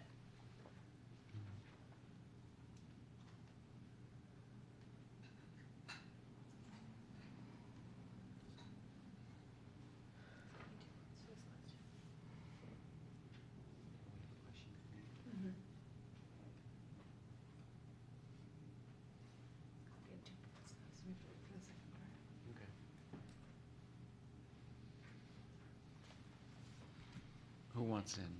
Well, Fred. yeah. Frank. Frank. Yes. In the book, in the big book, and also I believe in the shorter book, Sat used a couple of examples from China. Yes. Yeah, Yeah. Very interesting, and the time horizon of those examples tend to be in terms of hundreds of years. It's large phenomena. One phenomenon is the Chinese peasants, that they were trying to increase their productivity of the land, because in China, historically and today, is scarcity, is in shorter supply. The population is growing. So the Chinese peasants burn forests in order to create land. And each does this individually with the innocent objective to survive. And the end result, collectively, is the deforestation. And so much so that it becomes another crisis. And then no individual peasant should be held responsible for that burning a few trees. So that is one example he used to illustrate things. So with that in mind, I think, again, Professor Harcourt, in our last class dinner, you urge us to apply our critique philosophy to real life events. So we don't have to go back to Chinese peasants. With that example in mind, I think the same kind of a philosophical insight and methodology could be deployed to analyze mass incarceration, homeless in this country. And also, I wouldn't go in that direction because it's beyond my expertise. But I want to pick up where Professor Velasco stopped. You mentioned a number of uprisings in recent times. You stopped at Hong Kong. I did. Oh, you did? Oh, You're right. Yeah. I'm sorry. Okay. Well, no, it's not. No, it's true. No. Yeah. So I want to pick up from there Yeah. because Hong Kong is a very interesting case, not only because of the scale and the time proximity to our discussion. I use the following example to illustrate why it is remarkable. Milton Friedman was the founder of Chicago School of Economics. So his book, Capitalism and Freedom, was a classic, so it gets reprinted, republished from time to time. One of the later edition, I forgot is what edition, but it's 2002, 2003. So he wrote a preface for that special edition, and he said he was troubled by the experience in Hong Kong. In other words, the Hong Kong experience seems to refute some of his points. In other words, he was troubled by the fact that people in Hong Kong are insensitive to freedom, to political freedom. So he wrote in that preface, if I had time, I would rework on some of my thesis, trying to make distinction between civil freedom versus political freedom. Remember, that was 2002. Hong Kong was booming. The kind of protest we saw last summer was unthinkable in 2002 Hong Kong. So I was wondering, again, this is a almost thought experiment. If Milton Friedman was alive last summer, what he would react to that. So again, I mentioned those examples to show the negation on that larger scale, whether in terms of size of a population or the time scale, the dialogue of the psychology, the individual level and the collective level. And also in case of Hong Kong, there is a larger background, which is the freedom movement of capital that shapes the fortune of Hong Kong. So those things are something I'm working on. So I think this kind of epistemology and methodology is very handy for my project. I need this kind of large intellectual tool to work on those larger events. So that is my comments. It works for you, so Yeah. answering your question. That's good, yeah. That's one way in which it could work, right? Samuel? Sure, I think you want me to put this in the form of a question. Yeah. So we've actually got a question coming in through our... Via Twitter, Twitter. from Melody Nixon at Melody J. Nixon. And they are asking in terms of what positively binds. They say they're curious about the role of a shared vision by individuals performing an interruption to harmony, to the totalizing movement, or on page 48 of Search of a Method, quote, the bureaucrat's practice of unifying everything. And Melody is asking specifically in terms of the current graduate student labor strike at UCSC. Yeah, Santa Cruz. And I guess I can put another question after that, but I think it's a good place to start. Okay, good. Can So, you repeat? I didn't. Can you repeat it? Oh, just the role of a shared vision by individuals performing an interruption, and The vision being the question. Yeah. The yeah, sheer- like right. what binds. Well, so this is yeah. a follow-up to thinking about what positively binds groups in fusion, and is it just like a negate? As I'm interpreting this, is it just a negation of a negation, or is it what's the where's the positive content, as it were? Right. So in our precisely in the conversation of what it was like, so, I mean, what brings people together is both we were suggesting the negation of the situation, right? But I was asking, in a way, is there not a positive bond also? Absolutely. Right? And yeah. the suggestion here from Melanie, the suggestion would be that positive bond in some way could be the positive vision, a shared positive vision, right? A shared positive vision which, in the context of a graduate student strike, I suppose would be notions of equality and fair treatment or something like that would bind the individuals together, right?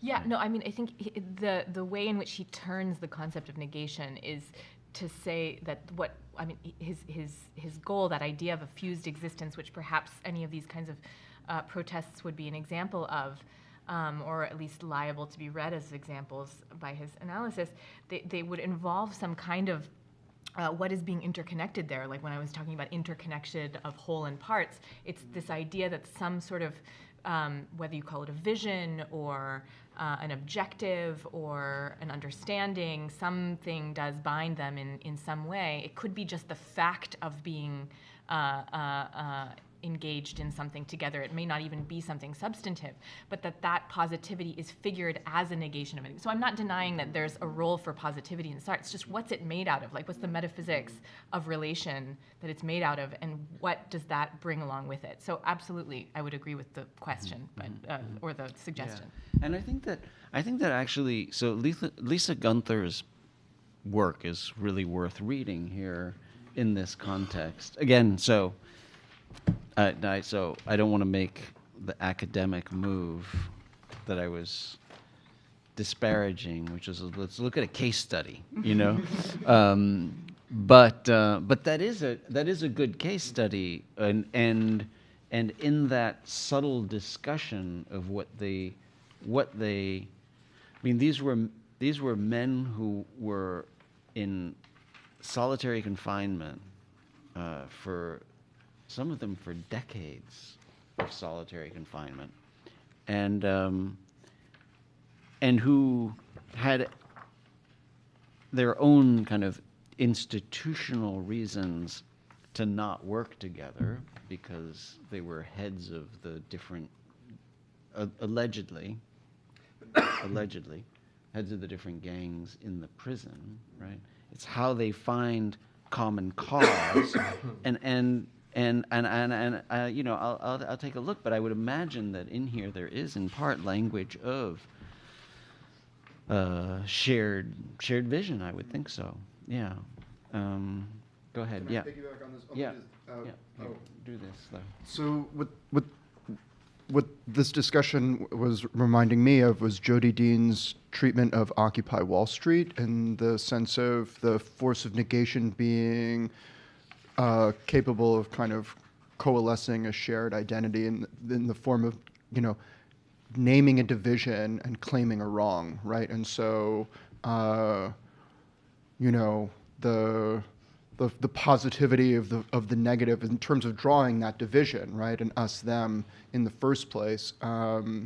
That can be negatively defined, right? We are the dispossessed, those who have had our futures robbed, right? And what the content of those futures could be wildly different and divergent, but the sense of a shared loss or a shared foreclosure of the future that Occupy gave rise to. So that was how but I don't know if that translates into Sartre's paradigm here in terms of what he's doing. Is that where a group fused?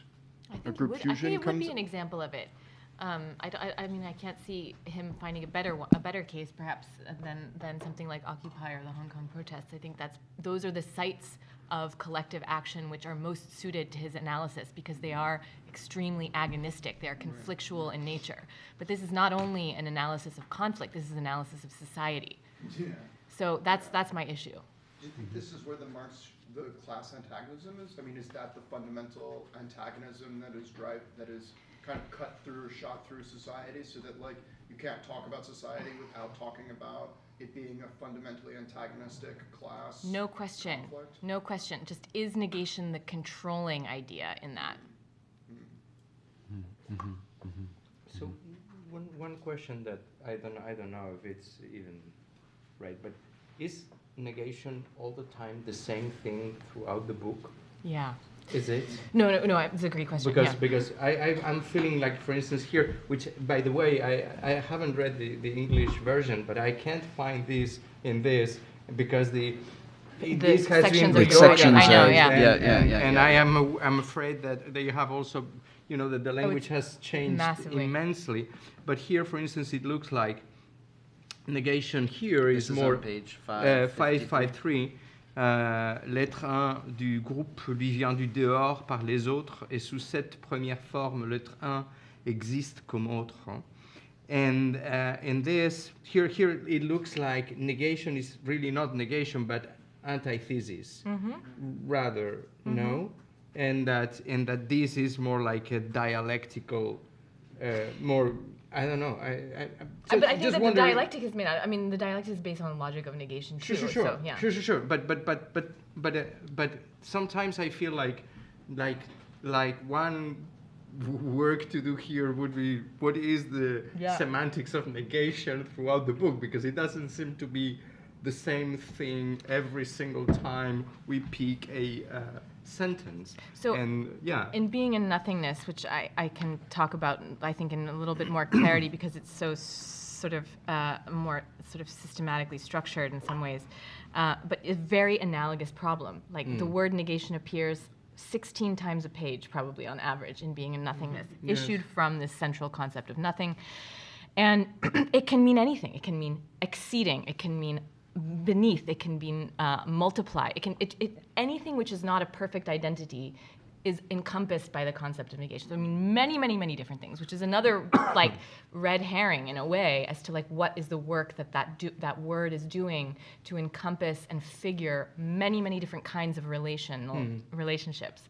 So excess, lack, antithesis, impossibility. It can mean all of those things. So would it be perhaps fruitful, I don't know, in a further reading of this book, not find the occurrences of negation, which are Ample. everywhere, but rather to look for those other moments in which semantics of negation or the semantic field of negation is perhaps a little bit more nuanced. For instance, at the beginning of this, and again, I don't know where it is in the English one, and I don't know how to find it because, it looks like a different book, and even Sartre looks like a different person. Le groupe comme érosion d'une sérialité. So this concept, erosion, seems like interesting because that gives us a nuance about the process of negation. Unité pratique par une objectivation en cours et manifestation immédiatement subie par l'autre d'une efficience définie, positive ou négative, détermine une totalité négative et pratique au sein de la sérialité extérieure, celle des non-groupés. So So it seems that here, like the key word is, although the word that keeps repeating is negation, negativity, negative, etc., etc. Can the key word is the one that seems more seems more nuanced, like erosion. Because the erosion is linked to time, for And instance, matter. and matter, and that is quite interesting because that gives us allows us to qualify what kind of negation is this: erosion, time, matter, polishing, elements of descent, even. That kind of movement seems perhaps just More generative. yeah, don't know. And then I think we would need to then supplement that work by actually looking at the words of people in situations, right? And that's what Lisa Gunther does, and in relation here. So these are the words, right? So this is Todd Ashker, who was one of the four persons in solitary confinement at who were part of the short corridor at Pelican Bay in the secure housing unit, which is and he's explaining how it came together. He's being interviewed by Democracy Now! And he's talking. Many of us housed in the short corridor have been subject to the SHU solitary confinement torture since it opened in 1989, 1990. I mean, he's talking in 2013, right? So 13 years. Where we've been housed together near each other, basically, in these solitary spaces. Many of us has taught ourselves and each other about the law in order to utilize the legal system to challenge those conditions. We've come to know and in large part respect one another as individuals with the common interest of bringing change to our conditions in ways beneficial for all concerned. This common experience together with the group of us being housed together in adjacent cells wherein we engage in dialogue about our common experience, legal challenge, politics, and the worsening conditions enabled us to put aside any disputes we may have harbored against each other and unite as a collective group, a prisoner class, that's what he calls himself, themselves, a prisoner class, with the common goal, and so this would be, right, in response to our question from Melanie, with the common goal of using nonviolent, peaceful means to force meaningful, long overdue prison reform to happen now, right? And the way that this happens is fascinating, is that they're circulating texts, and they're able to kind of circulate through back channels and surreptitious ways texts, including Foucault, but including the Black Panthers, including and then to communicate with each other about them, right? So it's in that process that somehow that simultaneous kind of negation of the situation, but kind of bonding is happening, right?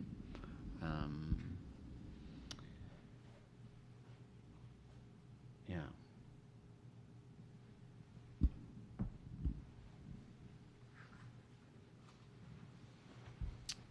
What else? I have another quick question. Go for it.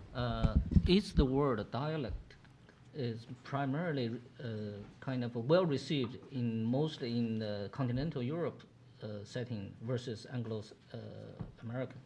Is it more well received in Europe than in the yeah. US? Which word? Dialectic. Dialectic? Yeah. I would think so. Yeah, I would think so. I mean, there's a much longer tradition of thinking about.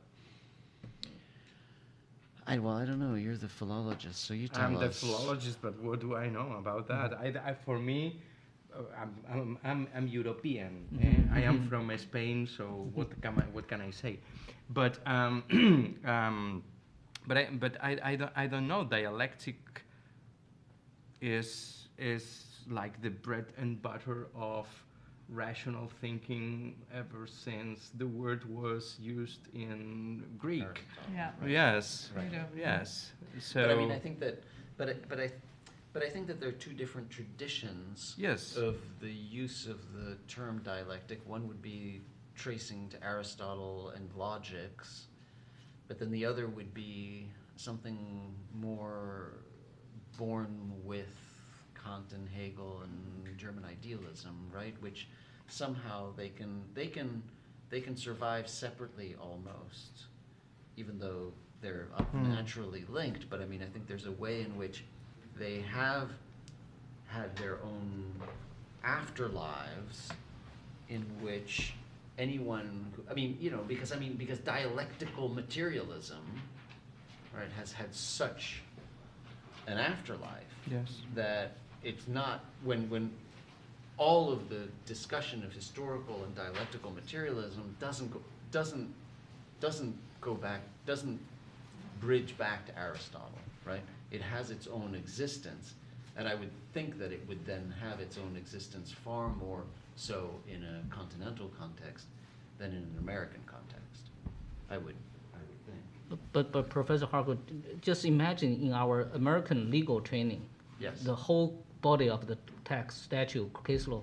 Do you remember dialect being an intellectually important concept? I No. don't. Yeah, I don't remember. No. That surprises me. Yeah. Because just for one single reason is that the first words in Aristotle's rhetoric are rhetoricae estin antistrophos te dialecticae.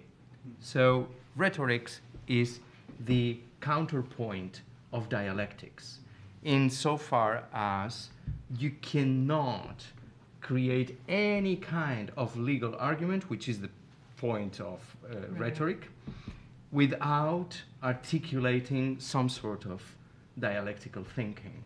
And dialectical thinking is defined as in the books related to dialectic in particular, which begin with Perihermeneias on interpretation, with the very materiality of dialectical thinking, which is semantics. I cannot see any legal Occidental, Western tradition in which that doesn't play an important role. But I may be wrong. I don't know. Well, perhaps continental legal thought. Okay. Anglo-American common law tradition? No. Not so much. So Okay. my sense seems to be right. Yeah, I don't recall that is ever trained talk about in the American legal training stuff. Yeah. I mean, I think if you use the word dialectic, it tags you as a reader of Hegel and Marx in the U.S. Okay. So Yeah, the question is exactly. a question Yeah. about Yeah. the reception of Marx, Yeah, I would yeah. say. Again, along that thought, and because earlier we talked about negation, so I noticed in the index page of this book, English version, the word contradiction is only cited once in the index page. There's only one that's- contradiction. There is only one contradiction. No, actually, That's I thought big. it's a key If concept. only that was what the index did, is it actually told you where those things were falling apart, like the instances of a contradiction in the text rather than the use of the word. Yes. That would be great. Yeah, I agree. I agree with that.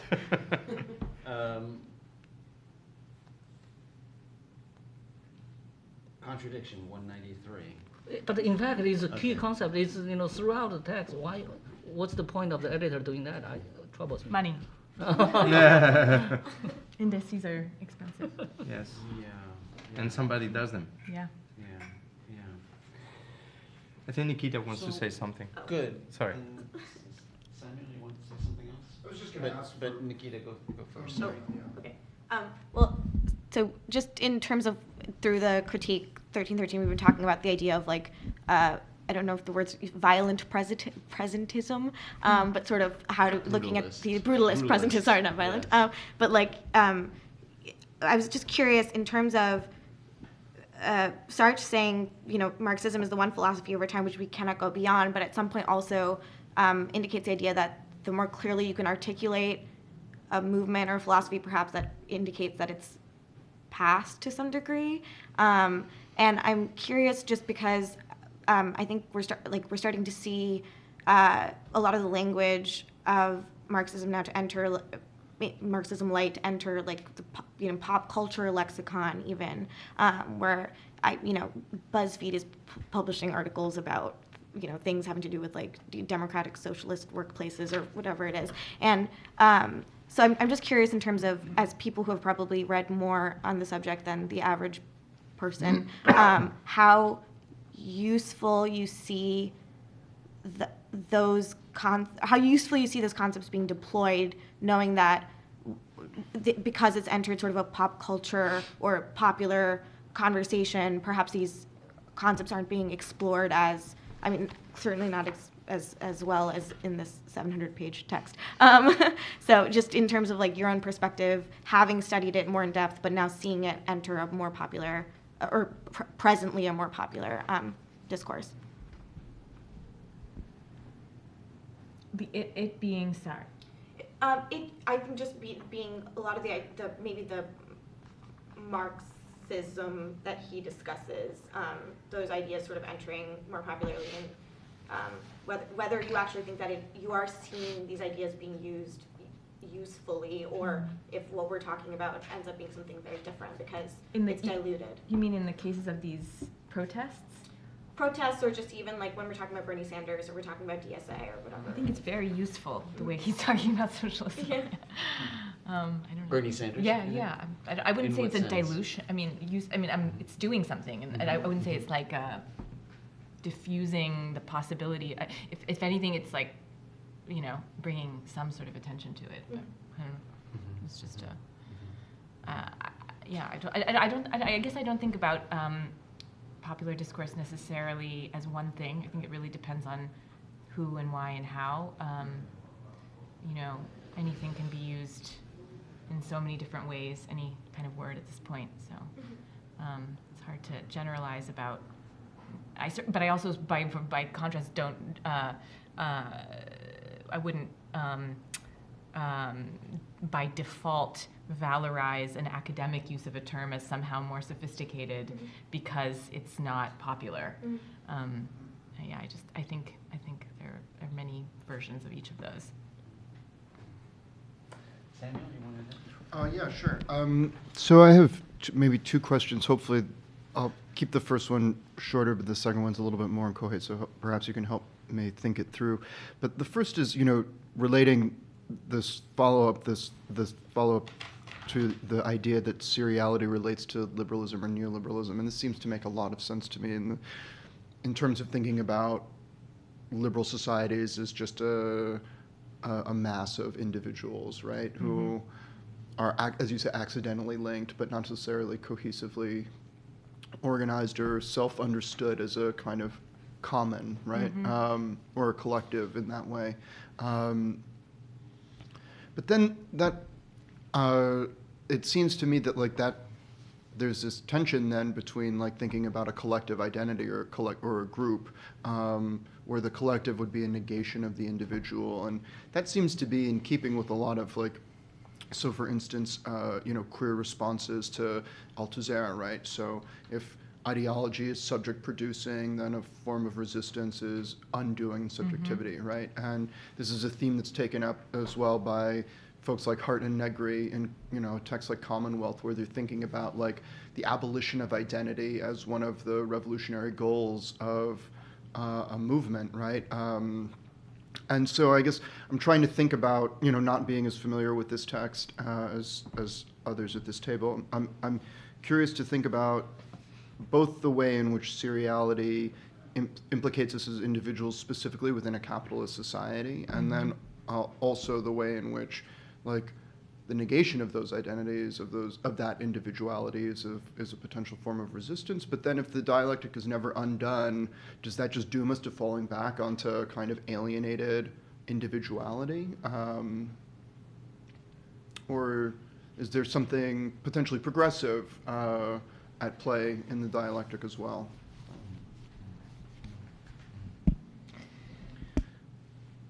That might be a good way to kind of give some closing thoughts as we head towards the kava and head towards The dialectic undone, yeah. yes. The dialectic of the bubble.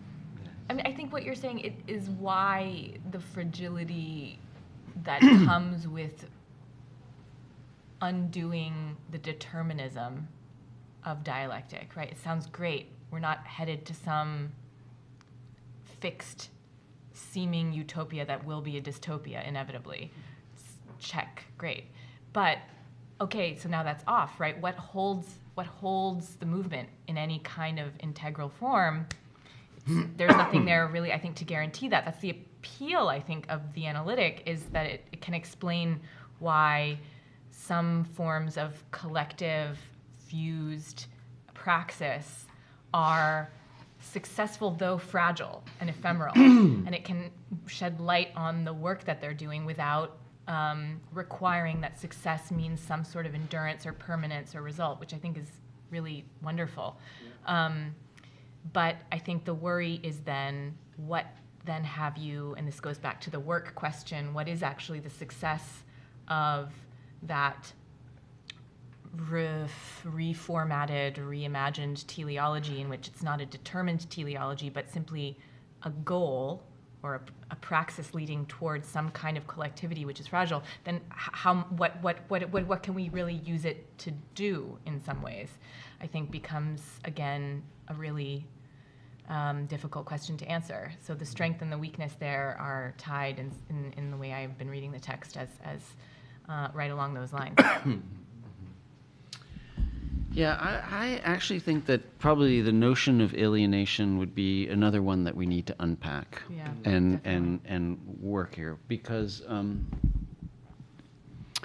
so of course, you know, a central category for Marx, or at least for early the young Marx, or the young Marx that was reborn at a certain period in order to combat the more scientific Marx. Sometimes he's called the existential Marx, by the way. Exactly. Yeah. Wow, right. The alienation right, Marx. right. Young yeah. Lukács is existential Lukács. We get all the juvenile Right. versions of each. Right. Yeah. thinker. Yeah.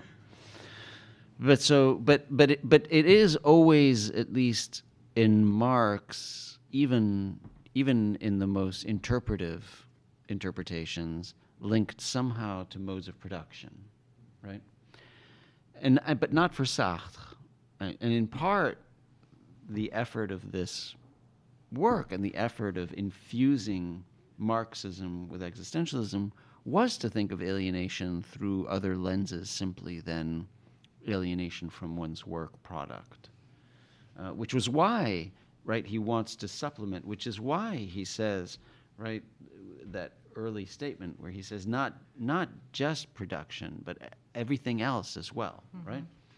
And of course, alienation in that sense then starts becoming much closer, I think, to the concept of bad faith in Sartre, which is probably one of the most important categories, which is thinking that one is bound or one is constrained, and that one does not have the opportunity to act freely, when in fact one does, right? And if that's true, then that shows both, on the one hand, the cleavage and the difference between strict Marxist dialectical materialism and existentialism. So I mean, it's like that's a point of significant friction. But at the same time, he's trying to use it as the point, I think, of bringing the two together, finding a way to reconcile a non-alienated life in which one would not be acting in bad faith, meaning that one would in fact have certain liberties to act, that would mean that one is somewhat able to resist the constraints both of modes of production or of other forms of institutional domination, right? My takeaway from this is, regardless of whether or not one thinks he was successful at accomplishing this task, and I think that asking that question is important and can lead us in interesting directions, as I was trying to suggest, like what is it that he really did accomplish? And I do think that he accomplished something, which was to kind of open up a space. I mean, I think he, you know, in a way, I've always, until I was preparing these remarks and thinking about it on this cycle, I always, in a way, like many others, kind of made fun of the universal intellectual that he was, or at least rejected the universal intellectual that he was, you know, in the same way that Foucault rejected this idea of the universal intellectual and instead spoke about the specific intellectual. But the idea of the public intellectual always with a, you know, bullhorn at the mouth, kind of saying the same thing, right? I mean, which you kind of, you know, after, you know, there was a certain point where all of a sudden many of us thought, okay, Sartre, you know, not again, right? Actually, maybe there was a value to that, right? Because what he was able to do was leverage something to create space for other people to think and to act and to resist in a way. And in this sense, may I call your attention to this picture in which he is not with what would you call it? Bullhorn? Bullhorn, but rather à l'écoute. Yes. Right. Yeah. Great. Although he was, of course. But yeah, he is à l'écoute. He's trying to channel at the same time some of the questions that are being asked in the different Right. groups that Right. will end up Right. marching together, at least for a short while, Right. Right. to the Arc de Triomphe in '68. Right. And if we believe, as I do, right, that there isn't a direction to history, right? So if you once you've kind of gotten rid of that, then I think you are inevitably faced with the problem that he was trying to resolve in this book. And you know, it is a pavé. It's a 755 pages, and we might say, and it is incomplete, right? But it was actually trying to address the most important question, which is how do you reconcile the fact that we are the product of these modes of production, we are the product of this political economy, right? And yet that we have the room somehow, I don't know whether to call it liberty, whatever it would be, the inverse of bad faith. We have the what? Authenticity, right? Your right? next book. No. It's no more authenticity for me. No, but I'm just saying, but that's we the have that, alternative. Yeah. right? And we somehow have to reconcile that authenticity with the fact of being en situation and historically determined and historically situated. So I mean the problematic, I think, is just as alive today. We just need to write our own 755-page tome With better to answer it. index.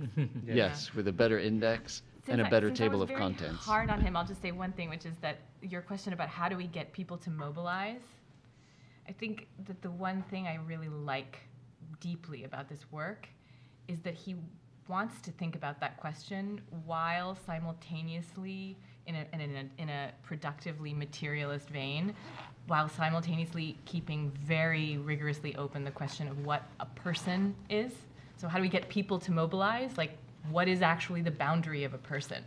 What is that thing, that substance, that spirit that we are addressing in doing that? And so I think that's a very it's a high bar, and something I very much appreciate about the work. Yeah, me too.